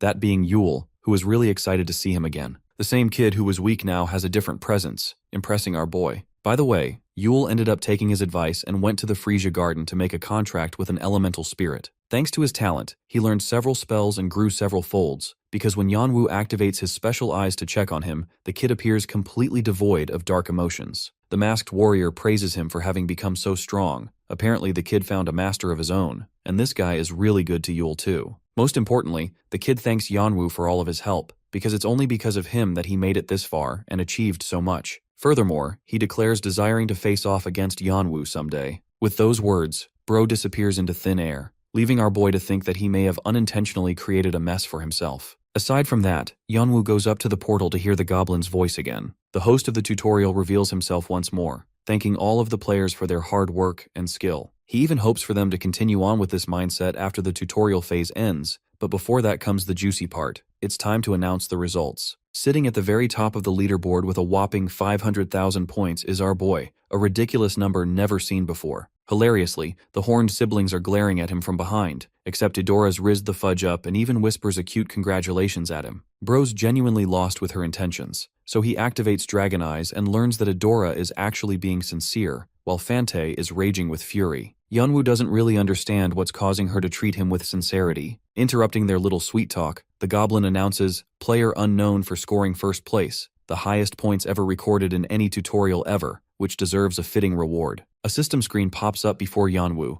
allowing him the chance to enter his name into the Hall of Fame, a place where the best of the best are honored. Though this opportunity is direct evidence of his remarkable results, our boy's not about that life and actually rejects the offer. The host of the tutorial is once more baffled by this man, not only by Yanwu's skills, but also his desire not to be seen by others. In reality, it's because our boy isn't interested in sharing his real name in the tower to expose his identity. For the real reward, the host snaps his fingers for a mystery box to materialize in Yanwu's hands. He has acquired the Iblis's egg alongside the Beast King's helmet. Neither items are going to be in his use case, but they're going to sell for a fortune. Finally, the Zeus key is handed to him, the one item he sought most. Normal players would treat this key as just a low-tier item. In fact, many first-rankers often throw it away thinking it's trash, and later on regret their decisions after realizing its true potential. With 11 more ingredients, the key is officially completed, and though the other ingredients are hidden pieces, Yanwu fully intends to acquire them to open the treasury of Olympus. Thanks to him obtaining the key, his efforts have been rewarded,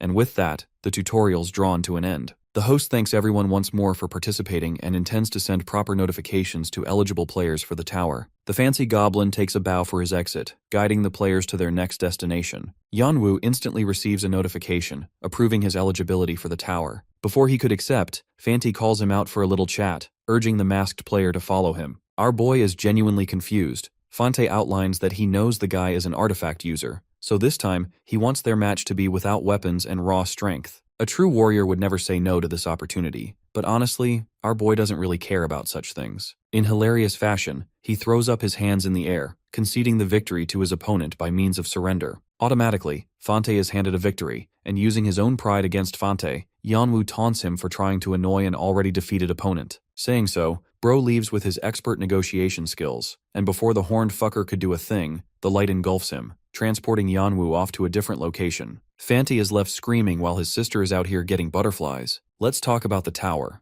The moment the tutorial came to its inevitable end, a rumor spread across the tower regarding the player who monopolized the first rank for himself, the same man who reached 500,000 points, devouring every player in his path, and even defeating both of the royal siblings. From then on, they began to call him with a new nickname, Glutton. Several clans held this player in high regard. A good number of them even hastily acted to find out his identity, but they couldn't discover much about him. The man had already covered his face with a mask from the start, and because he concealed his identity to a fault, all of his information was up in the air of speculation. Because of that, rumors and guesses spiraled out of control all over the tower. The same player who has stolen everyone's attention. As for the man himself, the whole thing felt like a scene straight out of a movie. The spectacle of the tower is just as magnificent as it could have been. It's the largest, clearest thing standing in the midst of an endless city. Our boy knows that the men who took down his brother Zhongwu are all here. These bastards are all upper-ranking warriors belonging to the greatest clans, and they wiped him out together. But that all has changed now, with Yanwu entering the scene, promising to make a pathetic sight of those who tried to mess with his brother,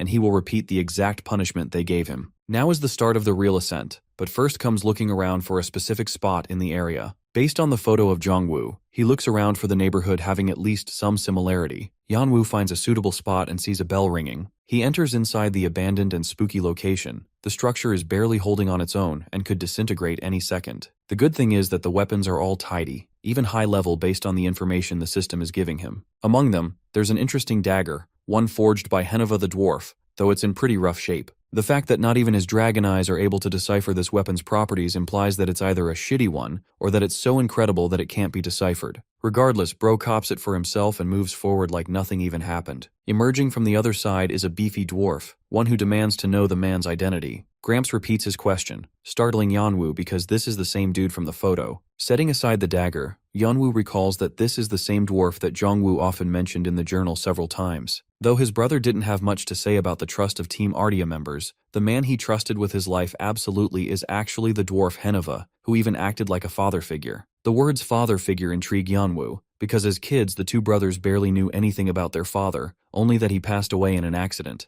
The fact that Jongwoo managed to find someone who could care for him with such love means that Manhwa is special, so right away, he tells the dwarf his intentions of purchasing a weapon. The dwarf laughs at him for not seeing the state of this shitty place. It's all webbed up and chipped apart, but Yeonwoo acts like there's literally no problem at all. Hilariously, the dwarf calls him a weirdo and tells the kid to piss off, except Yeonwoo assures him that he's genuinely interested in purchasing weapons. Further annoyed, Manhwa continuously tells him to fudge off because he doesn't have any intentions of selling. He tackles his way out of the interaction until suddenly, the second Yeonwoo drops the name of Team Ardia, Manhwa stops. This time he glances back at the kid, his hands trembling as he threatens the kid not to be so offensive with his words. His reaction proves exactly what Yeonwoo needs. Manhwa is the original blacksmith of Team Ardia. He wasn't an official member because he wasn't a player, so they treated him with honorary status. Thanks to his incredibly powerful supply of weapons to Team Ardia, they managed to conquer many levels with ease. The fact that such an extraordinary blacksmith like him is refusing to sell any weapons is strange,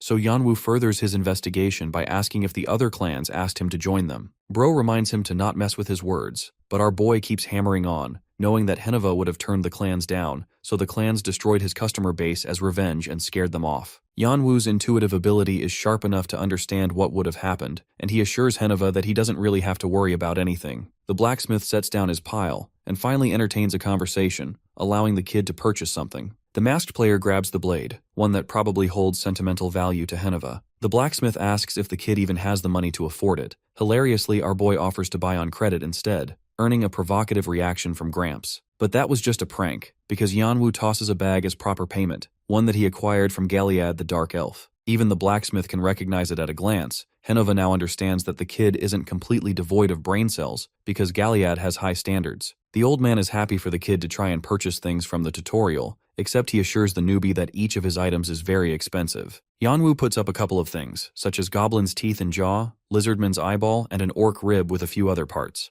Manhwa is pretty impressed, though viewed individually. Each of these items are trash, but combined together, they have a usage for an artifact. Now that he's inspecting the kid's equipment, he can tell that Yeonwoo's got some pretty solid loot for a newbie. He can immediately sense both divine and demonic energy coming from the sword Vigrid. Then there's that black bracelet, which is another great find, making the blacksmith question if such items even existed in the tutorial saga. Finally, the kid pulls out the Iblis's egg he acquired, scaring the crap out of Manhwa, who is starting to think that the boy doesn't even have any understanding of the items he possesses. In reality, Yeonwoo is very familiar. He has the Beast King's helmet at an A ranking, with the egg of a beast at a B ranking. The Beast King is one of the ancient monarchs, and his authority was so powerful that he ruled the tower alongside the vampire monarch. His items aren't as good as Bathory's dagger, but they're still worth a penny. The egg of the beast is an even greater find. Iblis is a creature that isn't easy to locate, but hatching its egg is even more difficult. Based on these two items, the player could actually possess the ability to be reborn if used together. Manhwa has absolute confidence in his builds, but even he knows that these are invaluable possessions for a trade. At this point, Bro genuinely thinks the kid is trolling him right now, which makes him annoyed.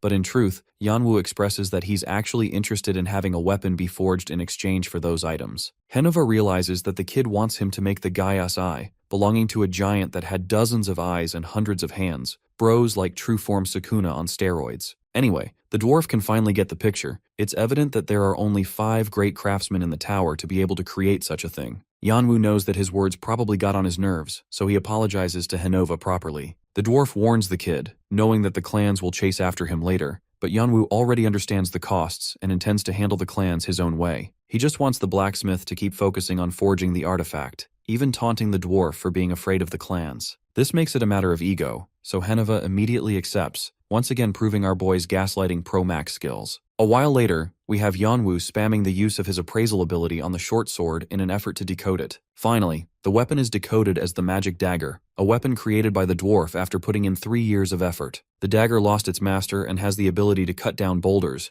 It feeds on the user's thoughts and relies on their will. There's also a skill called Blade of Passion, dealing lingering damage and consuming the opponent's life force, and when it gets under 20%, it automatically stuns them with ice poison. Also, this artifact relies on the user's ability to help develop it, which means it's gonna get better over time. Still, Yanwu loves it for what it is, and inspects the blade's grip, praising it for being a well-fit for his still. Of course, contemplating on the weapon's description, he can't help but remember Zhongwu's connection to the same weapon. At night, he observes the timepiece, reflecting how it's literally trembling, kickstarting it again. While Yanwu is focused on that, he activates his draconic eyes and looks back into the empty alleyway, sensing someone. It's not just one guy, but several men following him around. 17 men at least, making him wonder if they're here to hunt him or spy on him. Even though they're weak, it's annoying to have them follow him like this. Yanwu goes into a narrower alley, inviting the men to soon follow him. But the moment they turn to find him, bro is literally gone. They're panicking to find his location while this man's chilling. In the next scene, we have our boy arriving at one of the inns, requesting for the topmost floor for a terrace. From this location, he can get a gorgeous view of the city, and while the assistant is yapping on and on, Yanwu orders him for a coffee. This same location is a cafe that Zhongwu frequented often. Memories of his stay here are journaled well. That's why Yanwu took the initiative to check on any locations that his brother went to. To normal players, areas outside the tower aren't interesting, but those are the same places where Zhongwu loved to hover around. Every single spot he's visited so far, Yanwu has loved it too. He wondered what his little brother must be thinking while sitting in the cafe. He wonders how his brother must have laughed joyously and freely. His feeling is metaphorical to the taste of coffee sitting before him. It's just bitter. In the next scene, we have Heneva working hard on his craft. Yanwu comes to pay him a visit, much to the man's surprise. Apparently, he wanted to drop by to check on his progress. He's already pretty happy that the man is working hard on it. Yanwu sits around to watch the craftsman keep going, while Heneva genuinely thinks this kid is borderline crazy for always doing his own thing. Deciding to ignore the dude, he keeps on hammering his craft. Activating Dragon Eyes, Yanwu observes the man's flow of mana as he carefully and methodically creates the mold into shape. Just watching this guy in action is entertaining all on its own, to the point he remembers Zhongwu once referring to him as the Heaven Wing for having so much equipment from Henova's craft. Lost in thought, the craftsman gets up in his face, pissed off that he's dozing while watching. Heneva is offended while Yanwu reminds this idiot that he's just busy warding off his boredom. The dwarf bounces away back to his work, before tossing a hammer right into our boy's hands, urging him to work alongside. Yanwu agrees to the deal, but he doesn't really know anything, and requests being taught. The number of times this dude is getting stunned by Yanwu's statements is concerning at this point. He asks for a tutorial on feeding the fire, and can finally understand why Zhongwu stuck around this dude. In the next scene, an armored knight arrives to find the Arang group's destroyed base. The Blue Flower Island's name has been tainted, while Blue Cloak is most furious that things turned out this way. Not even a single survivor remained. Everything has been annihilated, and it's all because of Build's incompetence. In the current state, he can't even request a proper survey on the situation. The man orders his subordinates to dig up everything and find whatever they possibly can. His hood pops off and we finally get to see the face of Ryant, one of the martial gods of the island, and from former Team Ardia. Back to Yanwu, he wants to learn metallurgy from the smith, even vowing to take it seriously. The blacksmith is hesitant at first, then he asks for his intentions, only to learn that Yanwu is interested in fixing an object. Heneva asks for the details, but he doesn't expose such information. It's because Yanwu wants to fix the pocket watch, one that has been in extremely rough shape over the years. The old man is capable of fixing it, but Yanwu wants to execute this task on his own, as it means a lot to him. Thinking for a bit, the dwarf agrees to the request, but Yanwu only wonders if the old man is mad at him for not spilling the details of his request. The craftsman is finally glad that the kid is aware of his own stubbornness. The dwarf is familiar with each player in the tower having a backstory of their own, and with how tightly Yanwu wears that mask, he can sense the same. Then there's the fact that he's got to prepare the order too, so he can only teach the kid the basics only. Yanwu is ever grateful for that, while Heneva pretends to act tough and mighty, pretending that he's bored. Deep down, Bro's ears are red and he's blushing like an idiot. The teaching starts off pretty rough because our boy is making a shit ton of mistakes and Heneva is smacking him on the back for it. Bro's a really tough teacher and forced into proper technique, At the same time, the dwarf is confident that the kid isn't an idiot. People usually don't know how to adjust for mistakes when they first use the hammer, but the moment Yanwu was taught the basics, he adapted immediately. It's almost like the kid knows exactly where to hit, which is thanks to his special eyes adjusting for each hit. The hammer strikes hard. Manhwa is convinced that the kid looks no different than an ordinary blacksmith doing his work, and it's his first instance watching someone adapt so well. This brings him memories of another kid, the kid that treated him with utmost request and wanted to learn all the same. Now, the jolly kid is replaced by a mean bum who looks hilarious. Manhwa wonders if he's withering away thinking about meaningless things at this point. He throws a small pipe at Yanwu's head, forcing him to concentrate at the right angle. That night, Yanwu mentions that it's been a whole 2 weeks since his arrival in town. He's starting to get a hang of things, and remembers the brutal teaching from the dwarf. At the same time, Manhwa wanted him to learn well, so he was strict with him. At this point, Yanwu can understand why his brother referred to him as a father figure. The dwarf is truly warm, and it brings him great relief that his baby brother happened to find someone who never betrayed him in the end. That's also the same reason he doesn't want to cause the dwarf any further trouble or get latched up in his problems. He's just happy that he got to experience Manhwa as a person, and as soon as his requested artifact is complete, Yanwu intends to disappear. Looking up at the boundless height of the tower, he finds total relief having reunited with his brother's old friend and experiences. Now one last thing on his list is left, and that is to climb the tower to meet the high rankers. High rankers are the strongest players occupying the highest floors. Yanwu needs to become as fast as he possibly can to even get a chance of competing with them, and eventually exacting his revenge. Lost in contemplation, he suddenly finds himself confronted by a whole group of stalkers. All of them have his picture on display. It's the bounty they've been looking for. These are the people who are meant to ruin Manhwa's associations with his customers, and they even taunt the newbie for trying to ignore their warnings fresh out of the tutorial. Our boy wonders if these are the same clowns who harassed the dwarf. He'd always wonder why they didn't show up to confront him sooner. The 8 clans have this extreme oppressive system, though they could easily care less about the sections outside the higher floors. It's actually the smaller clans affiliated with their protection that are used for scumbag missions like this. Harassing Manhwa is one of their hobbies. The leader mocks his prey for laughing in a situation like this, but Yanwu straight up tells them to fuck off. Pissed, the guy reaches for his sword, but before any of them could even lay a finger on the masked player, he's gone. Yanwu pops up behind the guy with his dagger, before plunging it deep inside his leg, taking out the first dude. Chinese Electric Batman Part 2 goes for another swing, brutally destroying another victim. The third guy is met with the same fate. Yanwu flanks him and takes him down too. By the end, most of them have been taken down. Yanwu grabs his weapon, waiting for 2 more to rush at him. He aura farms by throwing his blade directly aimed at one of the guys. A clean headshot knocks this guy over. Next, he reaches for the other guy, knowing that he can keep killing all of them until there's only one left for information. One dude spouts that his boss sent them to track Manhwa and annoy him so that their clan couldn't lose respect. Without caring, Yanwu kills the dude next to him, before towering over this beta simp like the gigachad he is. The masked player orders him to start leading the way. Yanwu arrives at the location where the poor blacksmith is battered and bruised. Manhwa apologizes to the kid, explaining how they took everything, including the stuff he made. Instead of caring about the item, he asks if Manhwa himself is doing okay, and is even glad that the old man doesn't have grievous injuries. Yanwu urges him to rest, but the old man stops him, questioning what he's about to do. Of course, this man is fueled for vengeance for the bastards who did all of this. The Night's Watch, and not the one from Game of Thrones, is a clan in the underworld with prominence outside the tower. They're also rumored to be affiliated with the Red Dragon Group, one of the bigger 8 clans.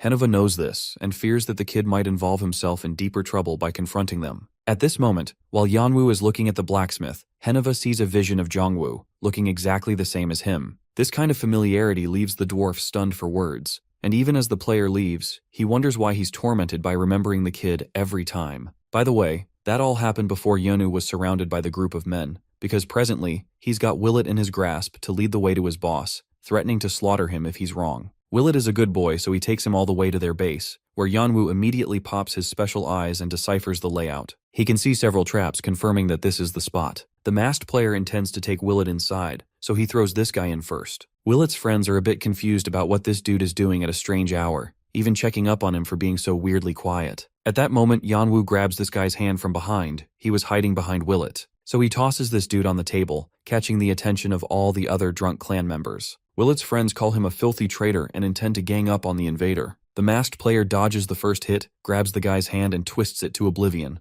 He then shatters it, before kicking another dude that was trying to flank him from behind. Yanwo is beating the crap out of them, and even with their numbers, nothing is working. He bent the dude's arm so hard I doubt he can ever beat his stick again. But the game's not over as Yanwo kicks this guy into the nearest wall, defeating several members. One more guy comes out to call reinforcements against a newbie fresh out of a tutorial, but this underestimation proves meaningless the moment Yanwo glares at the dude. He walks up to the guy, who summons more dudes to try and stop him, only for these clowns to get cut down and brutally mugged. Finished with them, the masked player reaches for the bastard who was acting so cocky earlier and starts choking him out. Some of the survivors watching can't believe their eyes, while Yanwo senses the activation of a trap nearby, wondering where it's coming from. Thanks to his eyes, he can locate a secret passageway just underneath this floor. Of course, bro's not gonna let this dude go, so he imbues his dark mana in his heel and slams it on the ground, causing shockwaves on the floor. Even his enemies think he's batshit crazy, while Yanwo successfully locates the scumbag who tried so hard to escape.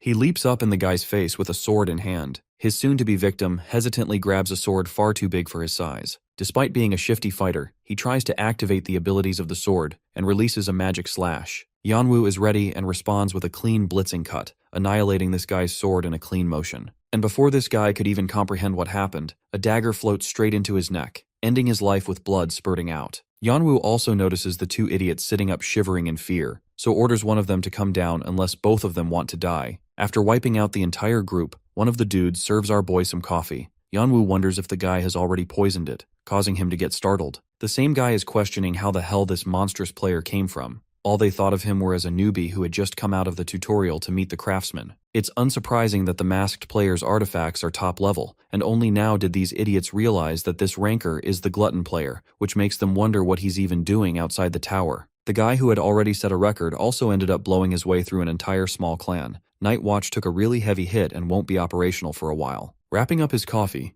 Yanwo asks if they should discuss reparation terms. He wants them to cover the costs and damages incurred to Henneva's shop, as well as the total damage to the business because of their harassment campaigns. There are also Henneva's medical expenses and other damages listed, and if the money is a big issue, then our boy is more than happy to just take off the guy's head instead. For the time being, Yanwo intends to seize everything inside the clan's safe. He intends to leave the rest of these clowns to focus on covering the other costs. Next, he also wants them to serve as Henneva's guards and protect the smithy from other players. More importantly, our boy straight up wants the smoke because he directly tells this guy to report the matter back to his clan leaders if he wants. The terms come to a chilling close with Yanwu's demands. He leaves the building hoping that they all sort things out by his next return. Outside, our boy wonders if he should have gone even harder on these imbeciles. Lost in thought, he actually ends up finding the dwarf, who also seems to be pondering deep in thought. Yanwu interrupts his thoughtful gaze. Henneva frantically asks where the guy had disappeared like that, especially when it's so dangerous. Our boy throws him a bag, the same bag that is full of valuables and the equipment that they stole from him. The dwarf knew that his stubborn ass wouldn't listen to a word, but he's more than happy that the kid didn't get in danger. Henneva invites him inside, while Yanwu actually feels happy seeing him like that. The scene cuts to the horned sibling duo. Both of them learn about Yanwu's activity outside the tower, apparently hanging around Henneva's smithy. They also learn about the player wiping out the entire clan all by himself, with Fanta getting excited at the thought. As for Idora, she seems to have heard the name of Henneva before. Coming back to Yanwu, they've repaired all the damages and the place is now good as new. It's looking so pristine that it's hard to say it's the same rundown location again. Instead of thanking him, the flustered blacksmith acts like this was the bare minimum needed for him to complete the Gyas's eye. Yanwu remembers that these kinds of dual-face people have a name back on Earth. They're mean at first, but soft later on. They're tsunderes. And Gramps over here is just like that. Henneva tries to confront him, but Bro simply shakes his head. The clanging sound continued throughout the day for the forging of the item, while Yanwu's dragon eyes revealed more information about his craft. The eyes have been so useful to him, and he can understand why they're considered sage species in the first place. It's crazy that Yanwu hasn't even uncovered the full breadth of the eyes, and he's already gotten so much from it. Having gained a deeper understanding of metallurgy, the system tells him that he's close to uncovering more abilities soon. For his draconic ascension, psychological development takes just as much importance as his physical development. That's why gaining insight here is affecting his growth too. Anyway, he inspects the iron craft he made so far. It's actually not so bad for his first try. Yanwu is content with the results, but when he looks around to see Henneva, Bro can even see basic information on him. He's shocked that he's capable of peeping into their information, though the dwarf is offended at him lazing around and tells him to go back to work. This is an unexpected achievement for Yanwu. Just by learning metallurgy, his understanding of people has grown, because the more information he can have on a person, the better it gets for him. What's making him laugh the hardest, though, is Henova's personality type boldly being declared as a tsundere. Back to the serious questions. The masked player asks how he can determine the ideal orientation during welding. He asks so many questions at once, but Henova, being the bratty teacher he is, roars at him to figure that stuff all by himself. The midget dwarf screams in his face, but Yanwu continues to negotiate against his personality, causing him to slam the table. Next, he asks the smith to check the iron weapon he made, prompting him to get annoyed again. Yanwu shows the finished basic weapon. Its class is hailed at an average E, but the most stunning part of all is that the sword has been completed by a damn 10-day-old blacksmith. Bro can't believe he's got a genius student, but still acts like it's no big deal, refusing to offer a word of praise. The flustered old fart roars at him to keep on hammering, only for Yanwu to continue to annoy him with even more questions. Their little banter continues like this,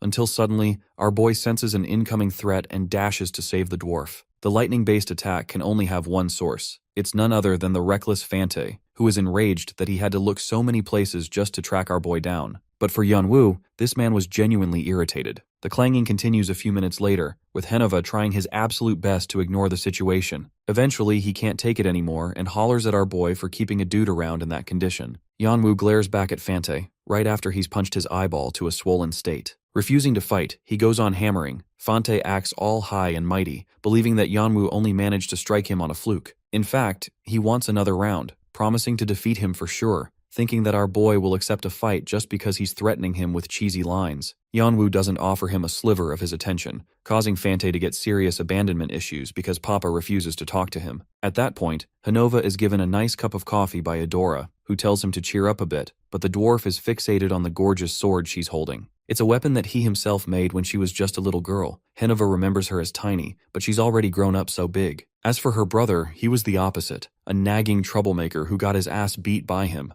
Henova can see that the kid hasn't changed even the slightest, but he wonders if Adora is planning to stop her brother from going crazy. The cool sister merely smiles, believing that it's just how her brother is supposed to be. Throughout the entire day, Fante begged this man for a duel. Yanwu couldn't be left alone even when he ate or when he wanted to go take a shit. Bro was hanging on for life. The same duel requests eventually changed to requests. Threats went back to alliance requests. Then it became literal begging, but Yanwu gave this guy a silent treatment for life. Even the old man is fed up with all this nonsensical begging and tells the kid to just duel him for once. Finally responding, Yanwu turns around asking why he should do such a thing, and hilariously, Fante gives a gay-ass explanation, stating that it's their job to test their might as warriors. Yanwu hands him the victory again, and argues that there's just nothing to gain for him after the fight. He's not like Fante, who battles for spirit. In fact, the masked player openly encourages him to put something on the line, and if he can't, then there's no point. Embarrassingly, Fante wagers that the loser of their match will call the other person with more respect, and the only reason Yanwu even accepts this condition is because he thinks respecting him means he'll be left alone.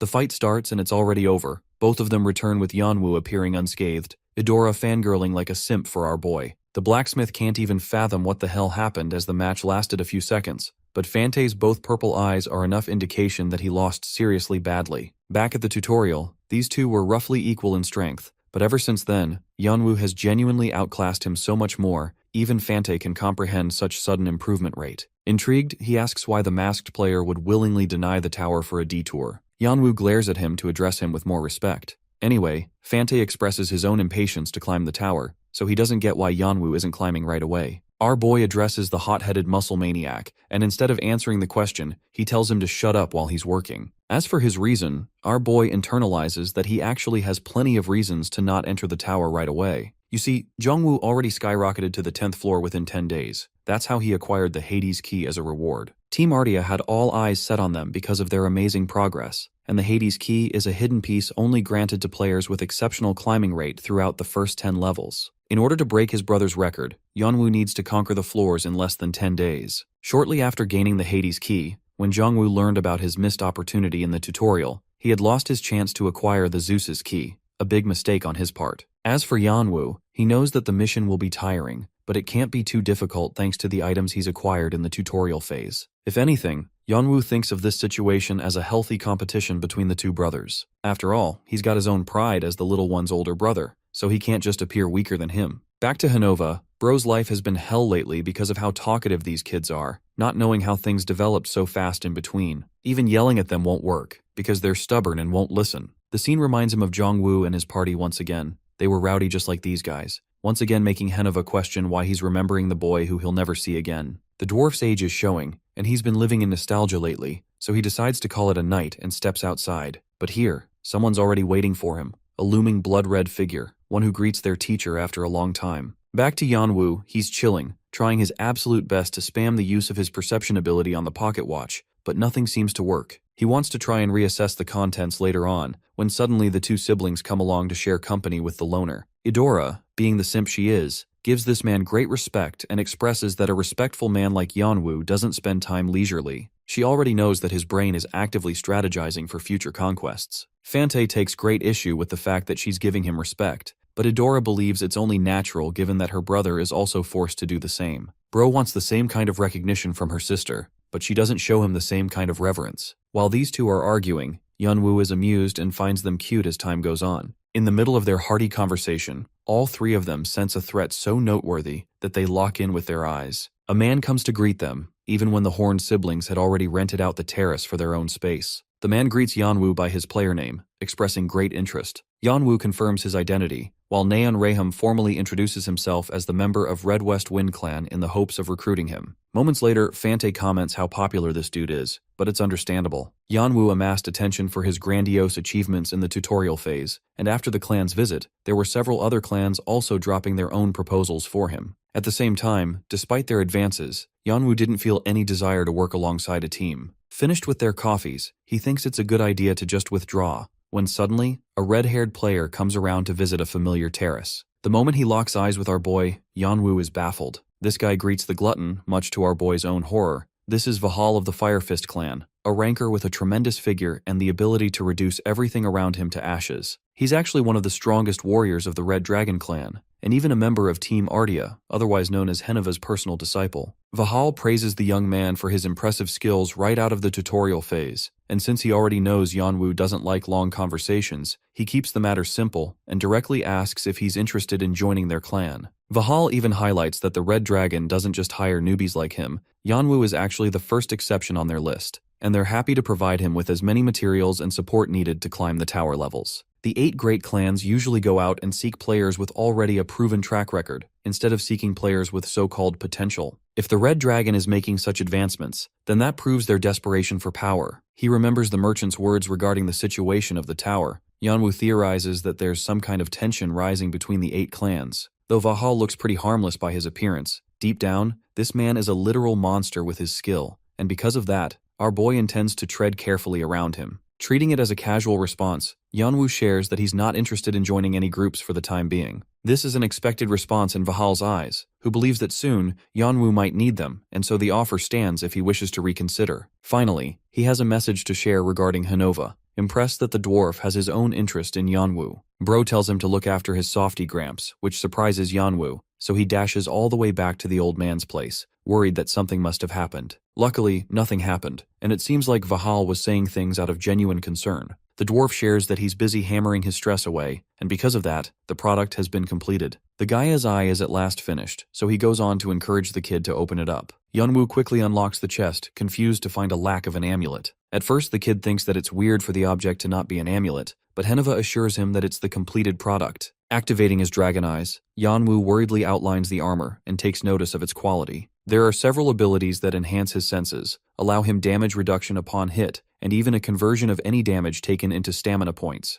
The Gaia's Eye has several different defense options, so high rankers love it, but only a handful of craftsmen can actually complete it. The shocking part? Henova managed to imbue the abilities of the amulet inside this cloak, further showcasing his tremendous talent. The dwarf is already proud of himself and urges the guy to try it on so he can truly admire the abilities. At once, Yanwu wears the majestic cloak, looking like a damn Vogue model. At once, several eyes pop open around his cloak, creeping out Henova like always, even if he's the one who made it. At once, Yanwu's field of vision is expanded, allowing him great analysis, and the rest of his senses are synced with the skill. The Gaia's Eye is special in its ability to detect things not even those with sharp senses can detect. Yanwu now has access to a wide variety of those same senses, thanks to its feature called Shared Sensibility. The system commends his ascension for reaching 99%. He's very close to the finish line. Henova is happy to see the guy's reaction, because the item even improves mana recovery by a whopping 10%. Long story short, it's about defense capabilities, stamina recovery, and mana recovery. But then there's another gift, a special mask prepared for him. This object is also of the A-class caliber, one created with the dwarf's soul. It grants the permanent ability to never break away from a user's face unless the person wants to,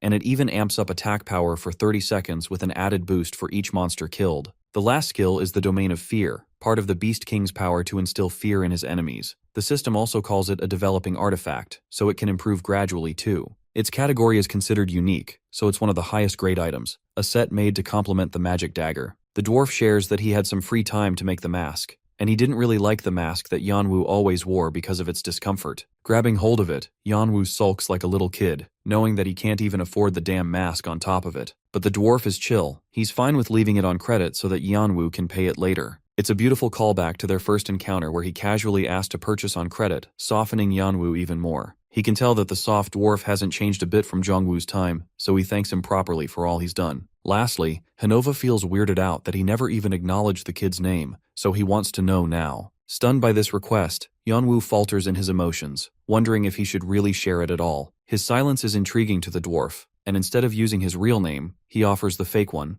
Kane. Underneath the mask, Yanwu's face shows profound sadness. Vahal is seen returning to his team, the ones who are upset with him going all alone again. When talking about negotiations with the glutton, Vahal explains that the player intends to consider their offer for the time being. This seems like an insult to his assistant, who can't believe a novice out of the tutorial can be so cocky. Vahal assures him that every player is cocky fresh out of the tutorial stage, even if they were like this. But in truth, he knows that Yanwu has no other confident option other than the Red Dragon clan. Their main goal from the very beginning is to assure no other party comes in contact with the player. That's actually the main reason he personally invited him. More importantly, he wants to know what became of the investigation, and it seems their predictions hit the nail on the head this time. Riant is still the same from what Vahal envisioned, because apparently, the recent investigation revealed an interesting piece of information. They learned about Riant, the same guy who was expected to become a martial god in the island, was secretly plotting something in the tutorial. This is the legendary stone, or in other words, the heart, a godlike item that is inherent to only the dragons, the masters of mana. Any players who ascended the tower are known to have mana inside. The vessel carrying that mana is called the mana organ. Despite being a physical body part, it has a limit that cannot be exceeded per player. That's also the reason why many players decided to cultivate new methods to create external organs for the supply of mana. Potions came into existence because of that, alongside other magic tools. Despite the advancement of the research, players still desired more, striving to create organs of mana that had infinite storage. The easiest way to get such mana is to get rid of other players. The process requires grinding the souls of hundreds of thousands of players into a mana organ. Vahal always thought this is just a work of fantasy, a myth at best, but he can't believe Riant is hell-bent on trying to create such a thing. He asks about the man's current location, and learns that Riant is on his way back to this realm. Vahal himself declares the main objective to be the item itself as well as Riant. He even allows his team to kill the Blue Warrior if necessary, because Vahal's greed for the stone matters more to him. Let's go back to Yanwu, who has the best-looking drip I have ever seen. This man puts on the helmet and goddamn looks like a legendary skin out of a game. The player tells the dwarf that not even he knows when he'll return outside the tower, but the smith already knows this redundant piece of information. Wavering, he tries to mutter something, but stops himself before speaking, wondering if the blacksmith knows that this is going to be their goodbye. He smiles underneath the mask, thanking the dwarf for everything he's done, and saying so, Yanwu stands before his destined fate to approach the tower gate. But before he could open the door, someone quickly dashes up to stop him. It's the imbecile Fante again, flustered that his big bro is suddenly getting the motivation to climb the tower when earlier he didn't even share any interest. Yanwu refuses to act considerate, and doesn't really care about informing the siblings about his leave. Adopting a more serious tone, our boy emphasizes that he can't play with the two children as their fun time ended the other day. He's got plans to wrap up. Fante is stunned by this cold demeanor, while Idora quickly catches up to offer her goodbye. The girl smiles, assuring him that they'll soon catch up to him. After all, it's their decision to follow him in the end. Yanwu glares back at them, but refuses to control their decisions, allowing them to follow him, but he won't stop if they can't keep up. The siblings are more than happy with this proposal, with Fante promising to destroy everything in his path, having already crossed the first floor. His sister bullies him for not even understanding the rules of the first floor, and while they're arguing, Yanwu pops open the door, entering inside the boundless obelisk's first floor. The waiting area is housing a set number of players before they can confront it. This is the site that every player has to deal with before attempting a floor break. This is also the place where players form parties and exchange items, and from one look around, Yanwu can tell that there's close to 50 people here. Already people are whispering talks of a certain group, that being the siblings. More importantly, their attention is also fixated on the player they've all been hearing about, the glutton. Yanwu likes this approach. He wants them to be intimidated so they can keep distance from him, and his goal is to clear the beginner zone within 9 days at best. It's the only way he'll get the key. He's already acquired Zeus's key from the tutorial, and Hades' key he'll get from the beginner's zone. Each key resides on each floor concealed as a hidden piece. Finding them is the problem. Among the players is an anomaly. This man is Aaron, the host of the first floor's trial. This vampiric-looking Wattpad male lead intends to explain the features of the trial in great detail. Since there won't be another explanation, Bro immediately creates a simulated reality to show them what's going to happen. The trial is about to begin right away, startling Yanwu with system notifications. There are 2 cliffs, each housing 100 team members. Each team will be given 5 crystals. The goal is to protect the cliff and the crystals. The message has briefed the mission to every player. Aaron even showcases the glittering crystals, explaining that the other team has been given red crystals for distinction. The red and blue teams will face each other. Any method can be used to protect their share of crystals, but they're also encouraged to infiltrate the other cliff. Right away, Yanwu can tell this is a tough level for a first floor, especially when a union of 100 strangers is expected to work as a team. The hidden piece for this floor is the Hera's key, and the qualification for it is to obtain all 10 crystals. The biggest problem? If even a single crystal is destroyed, the key can never be obtained. It's an infuriating task. Yanwu already understands he can't negotiate his way out of this either. The only way to win this floor is to crush anyone who stands in his way. But first, he needs to steal every crystal on his side of the blue team. The host confirms the trial, but demands the blue team to elect a representative to have the crystals first. The big question of electing a representative is raised, and after exchanging confusing looks, one guy confidently accepts the position. Aaron is about to hand the crystals over, only for Fante to interrupt, refusing to let this guy have it. The single-horned sibling argues that they never reached an agreement, only for the guy who's offended to counter that it matters very little who takes the crystals. The main purpose is for them to hide them after all. Fante counters that he's the one who'll take all of them instead, inviting a disagreement between both. He believes that it's the best strategy to give them to someone who can actually protect the crystals. He also unleashes part of his aura to intimidate the surrounding players, wondering if they can go against his decision. The player who wanted them refuses to back down, arguing that his selfish actions are the same reason why all the crystals ended up being destroyed on the previous attempt. He steps over the line and calls Fante a greedy asshole, which is why he refuses to surrender them this time. Yanwu hears all of this and can easily visualize that this idiot accidentally shattered the crystals last time. In fact, the situation is so hilarious that Bro wants to laugh about it. Fante counters that it's still him who is the best among them all, causing the players to back off despite their desire to challenge him. Aaron takes this as a signal that a decision is made, so he offers them all to Fante, hoping for their success. Now that he has the crystals, Fante is motivated to correct his mistakes from last time, but in reality, it's Yanwu who casually steps up to him and asks the guy to hand them all over. The rest of the players are stunned, while Bro is out here casually demanding control of the crystals. The host returns to his managing room, when suddenly he meets the goblin from the tutorial phase. From an initial impression, Aaron is unsure so far, and while he understands Yanwu is supposed to be this special novice, Aaron doesn't really see him as anything special. He refuses to understand what's so special about this guy, so the tutorial host decides to play a harmless game of a bet. The goblin is willing to bet that Yanwu will be the sole reason the first floor will collapse in total mayhem, and so the bet is set between the two managers. Let's go back to our boy, who retrieves the crystals from Fante. The rest of the players are at a loss for words. Seeing how this horned demon casually obeys to the glutton, the poor guy is kicking rocks in frustration, while the gorgeous Adora moves away to cutely ask what Yanwu intends on doing next. While she's a heartbreaker 9000, Yanwu doesn't feel a thing and urges her to hold down the fort for 30 minutes at the least. Adora is more than happy to do that for him, while he moves forward to assess the situation of the enemy cliff. The mission is tricky, finding crystals won't be easy, but the bigger problem is crossing this damn overpass that looks fragile. Maybe players can bypass it using flying or levitation magic, but that makes them a huge target regardless. Close combat fights on the bridge are also inevitable.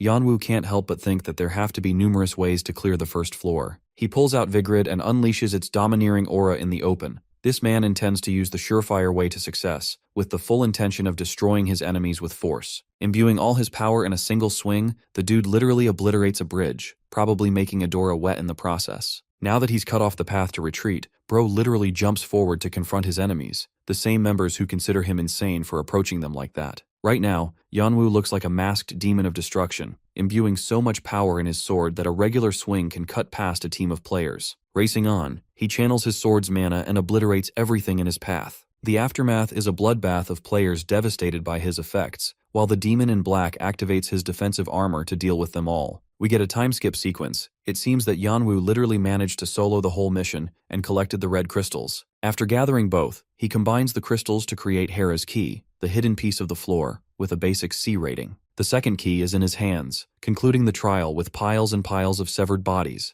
taking him no longer than 30 minutes, the fastest record ever. The system awards him special karma points for his solo conquest of the floor. All players are immediately subject to return to the waiting zone again, with the outcome only displaying Yanwu at 50,000 points. Imagine a game of 100 players where only one dude got all the points, and with it comes another offer for our boy to inscribe his name in the Hall of Fame. Declining it a second time, he sees the host, who praises the player for his brilliant sweep. Deep down, Eren is only just realizing that he lost the bet in mere minutes. What's worse is that he's going to have to surrender something to the goblin host for losing. But there's one thing he's now absolutely certain of. It's the fact that this guy knows about the hidden pieces and is taking steps to ensure their capture. Eren can tell Yanwu's goal, but before offering the trial reward, Yanwu actually stops him from doing anything and urges to receive the reward only after he cleared the beginner zone entirely. This is an insane request, but also understandable because the more Yanwu delays the reward, the greater it will become over time. Setting new records for each and every floor could only make him wonder what reward will await for this man. Concluding the floor trial, Eren snaps and allows the players the opportunity to ascend to the second floor. The rest of the players are a bit confused right now. They didn't even do anything to have the confidence of ascending further. A lot of them give up, and in the matter of seconds, the whole platoon except our trio is gone. Eren questions if they intend to ascend to the second floor, and all three of them agree in unison. The host takes them to guide for the second floor, called the Mountains and Trees. Right away, Yanwu reminds the horned siblings that he'll monopolize the whole thing again, so they can leave if they want. But Fante is actually curious. He doesn't care about the reward, and genuinely wants to see our boy's limit. The masked player states that he's going to be running for another solo stage, while a new host manifests out of the blue to guide them for this stage. This host is Johannes, a beastman who inquires if the players are ready to take the trial at once. Yanwu confirms his interest, only for the beastman to emphasize the risks of progressing further. Our boy doesn't really care about the risks involved, since he'll be rewarded much more for playing solo. Because of his intentions to clear the stage solo, the host will limit Fante and Idora's participation. The trial began with a description of the land being blessed by a goddess. The goal is to protect the forest's peace from the onslaught of monster waves, to become the king of the forest. It's a similar concept to what Yanwu dealt with in the Monster Rush, and it's also where he's most confident in his skills. Lunging forth, he takes on the entire fleet all on his own. A while of cutting and obliterating these creatures later, the second floor is concluded with Yanwu acquiring the key he came for. Once again, he's set a record and allowed a chance to enter his name, and once again he declines. This continues with our boy arriving on the third floor, spears and swords, and dealing with these guys as well. Bro has gotten so strong as a solo player that he's breaking Team Ardia's 10-day record with ease. In fact, Yanwu has set himself the goal of clearing the beginner zone in the mere span of 5 days. The hosts watching take notice of the masked player's ascent. The kid has cleared 7 floors with shocking speed. Team Ardia's teamwork helped them set the record, but this man is a one-man army handling it all by himself. Another manager confesses that Yanwu has even cleared the 8th floor, acquiring the key. These managers are having a real time in the office because Evolka keeps making bets with all of them and winning each and every one. The goblin sees a prosperous future with these bets, all thanks to the masked player. The scene cuts to the 9th floor, dubbed Fire and Lava. It's a literal hell zone. Here, Budget Satan is angry at the players trying to challenge his wrath. Even Yanwu knows that he can't deal with an enormous threat like this on his own, so he asks Fante and Idora for help. The little bro distracts the monster with his lightning-based strikes, moving forward at high speeds to gain the monster's attention. The first hit connects, rocking its senses, allowing Idora to float all the way back and render a clean slash around the beast's neck. While this is happening, Yanwu is busy leaping up the creature all the way above, just to come down with a crazy dual descent swing. The monster is felled thanks to their combined teamwork, and the crater left in its head showcases a glowing item. When the creature's corpse fades, Hephaestus's key manifests in our boy's hand. Yanwu now has collected a total of 10 keys, including the Zeus's key from the tutorial. 2 more remain until he can gain access to the treasury of Olympus's. The first key is the Hades key, obtained after setting the highest record in the beginner's zone. The second key is the Hermes key, obtained on the 10th floor itself. With the 9th trial's end, Yanwu seeks advancement to the 10th and final floor of the beginner zone, finally fulfilling his main goal. The next floor is by its nature considered a solo stage. Any party players are automatically going to be disbanded. Yanwu encourages his friends not to fall behind after coming all the way here. Fante is pretty confident and plays along by telling Yanwu to catch up to them. This little banter makes our boy smile as the trio starts its final solo trial. Yanwu enters the 10th floor, otherwise known as the Passage of White. It's an empty domain where space and time are split, a world of living and the dead, a domain of non-existence. The only objective is to escape from this location. Oh, and by the way, this is the floor where players are eliminated like flies. Yanwu understands that the difficulty of Trial 1 through 9 combined couldn't even compare to that of the 10th floor itself, so it's no laughing matter. The game here consists of mental power. This kickstarts Jungwoo's memory sequence, who journaled how difficult it was to compete with the 10th floor, especially when Team Ardia felt super confident in their ascent on the other floors. They were forced into a stop, and with nothing here, a person had to persevere by themselves. Despite a person's exceptional talents, it doesn't matter if they can't win a psychological battle. When a team like Team Ardia is divided into fragments, their same confidence falters. But the good thing is, our boy doesn't suffer from that defect, as he's always played solo. Yanwu tries to concentrate and locate something on the 10th floor,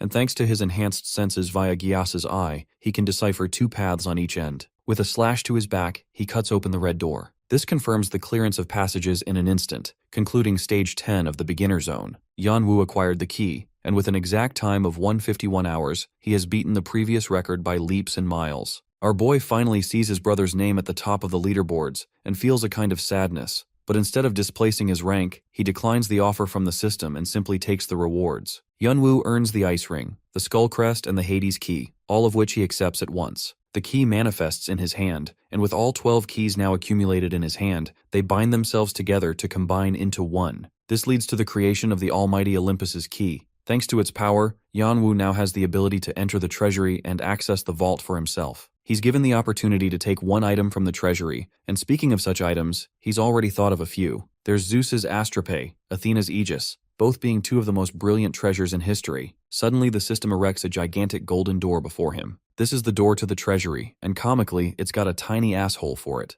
Yanwu inserts his 4-incher and unlocks the vault for himself. To his surprise, there's a man sitting on top of the throne waiting for him. He smiles at the player, knowing that this is the same kid who has stolen the world's attention, giving all of them a shock. Hermes, the only god capable of traveling between both realms with ease, governs this place in order to protect the treasury. Hermes states that there have been others before Yanwu who have accessed this vault before, though he hasn't seen a player cause this much of an upset in the beginner zone. Even as a god, he believes that Yanwu is special in his own way. Sticking to the topic, our boy demands access to the treasury, to which the god laughs, mocking the kid for getting ahead of himself. Hermes decides to grant his wish. He does so by clapping his hands, causing another portal to open just behind him. The unending flash blinds Yanwu to his senses, and as soon as he enters the treasury, all he discovers is mountains of gold on each side. Hermes addresses the player with curiosity and asks if he's interested in having either his staff or his footwear, because if Yanwu chooses either of them, it'll make him distinct as an apostle. Let's talk about the hierarchy first. Apostles are at the top.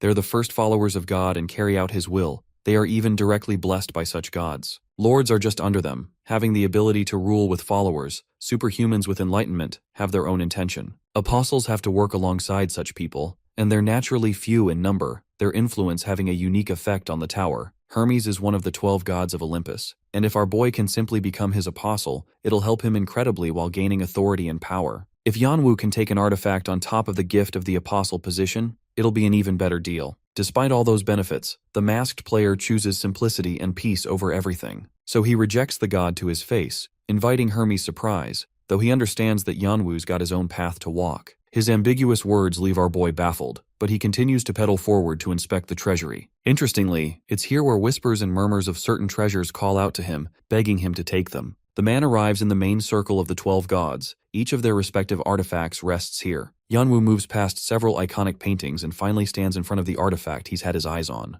Yanwu stands before his target, the majestic artifact of Zeus, one that doesn't even require any guess to understand what it is. The lighting staff called Astrophy holds sheer significance in mythology, as Zeus defeated his own father Kronos with it and took down Titans with the same bolt. The same bolt is now in Yanwu's command. He no longer has any need for another item, as not even the 12 other artifacts combined can hold a candle to this staff. From the start, his instincts were screaming at him to obtain the artifact. Yanwu finally makes contact with it, but to his shock and horror, the bolt fades into nothingness. All that glory is reduced to ashes. The same mighty weapon of Zeus is now no more. Bro doesn't have any clue what he's supposed to do, when suddenly, all of the fragments begin to gather around and concentrate their energy on his bracelet. Several chains are formed attached to the bracelet, and when all the fancy stuff fades away, Yeonwoo is left with an object of his own. Now he finally understands what Hermes meant when he said he has to take his own path. The confused player didn't expect things to go this way, but right now he also doesn't have any time to be disappointed. Instead, he tries to activate appraisal to check if the Astropae is in his command.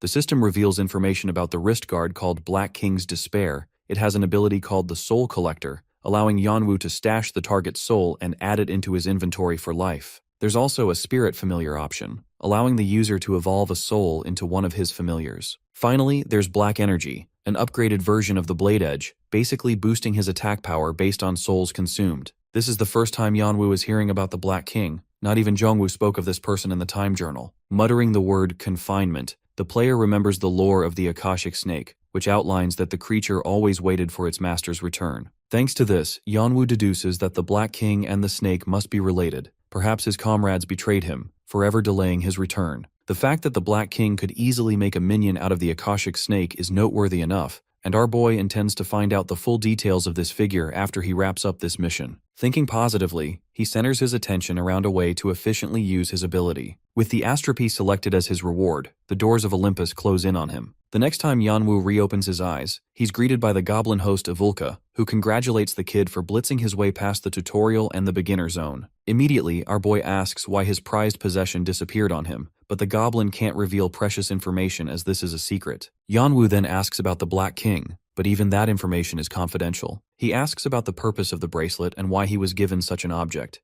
Ivulka casually explains that it was just a coincidental reward for Yeonwoo's overwhelming achievements. In the end, they are just the managers of the tower responding to its will. Any rewards the players are granted are based around their performance. He does drop another hint regarding some kind of path that Yeonwoo has taken, which makes him wonder if any of his future decisions are going to tie directly in with the Black King. Truth be told, Bro's having a hard time understanding things, but since he can't get more information, he focuses on what's ahead of him. Avulk is happy to see some progress and reveals the total number of karma points Yeonwoo accumulated. The number is nearly 1.5 million. He even acquired 12 rewards for each floor clear, but instead of asking for all of them, he suggests combining their value into one. Avulk asks if there's something he's looking for. Yeonwoo asks for the Astropae, but the poor guy isn't gonna get it. It really pisses him off, and since he doesn't say anything, the goblin host decides a reward for him on his own. It's a shield, a significant one for having accomplished things never done before. Avulk wonders if Yeonwoo is satisfied with this reward. The masked player inspects the shield with his own hands, stunned to see its lightweight as well as insane durability. With the reward provided, the trial is finished. The system anticipates the player to enter the 11th floor, while Evulka is out here giggling that a player of Yeonwoo's caliber is able to achieve so much. The next guardian of the floor is going to be Laplace, and Evulka is really curious what this person will have to say about the masked player's performance. Let's cut away from Yeonwoo and focus on some other characters.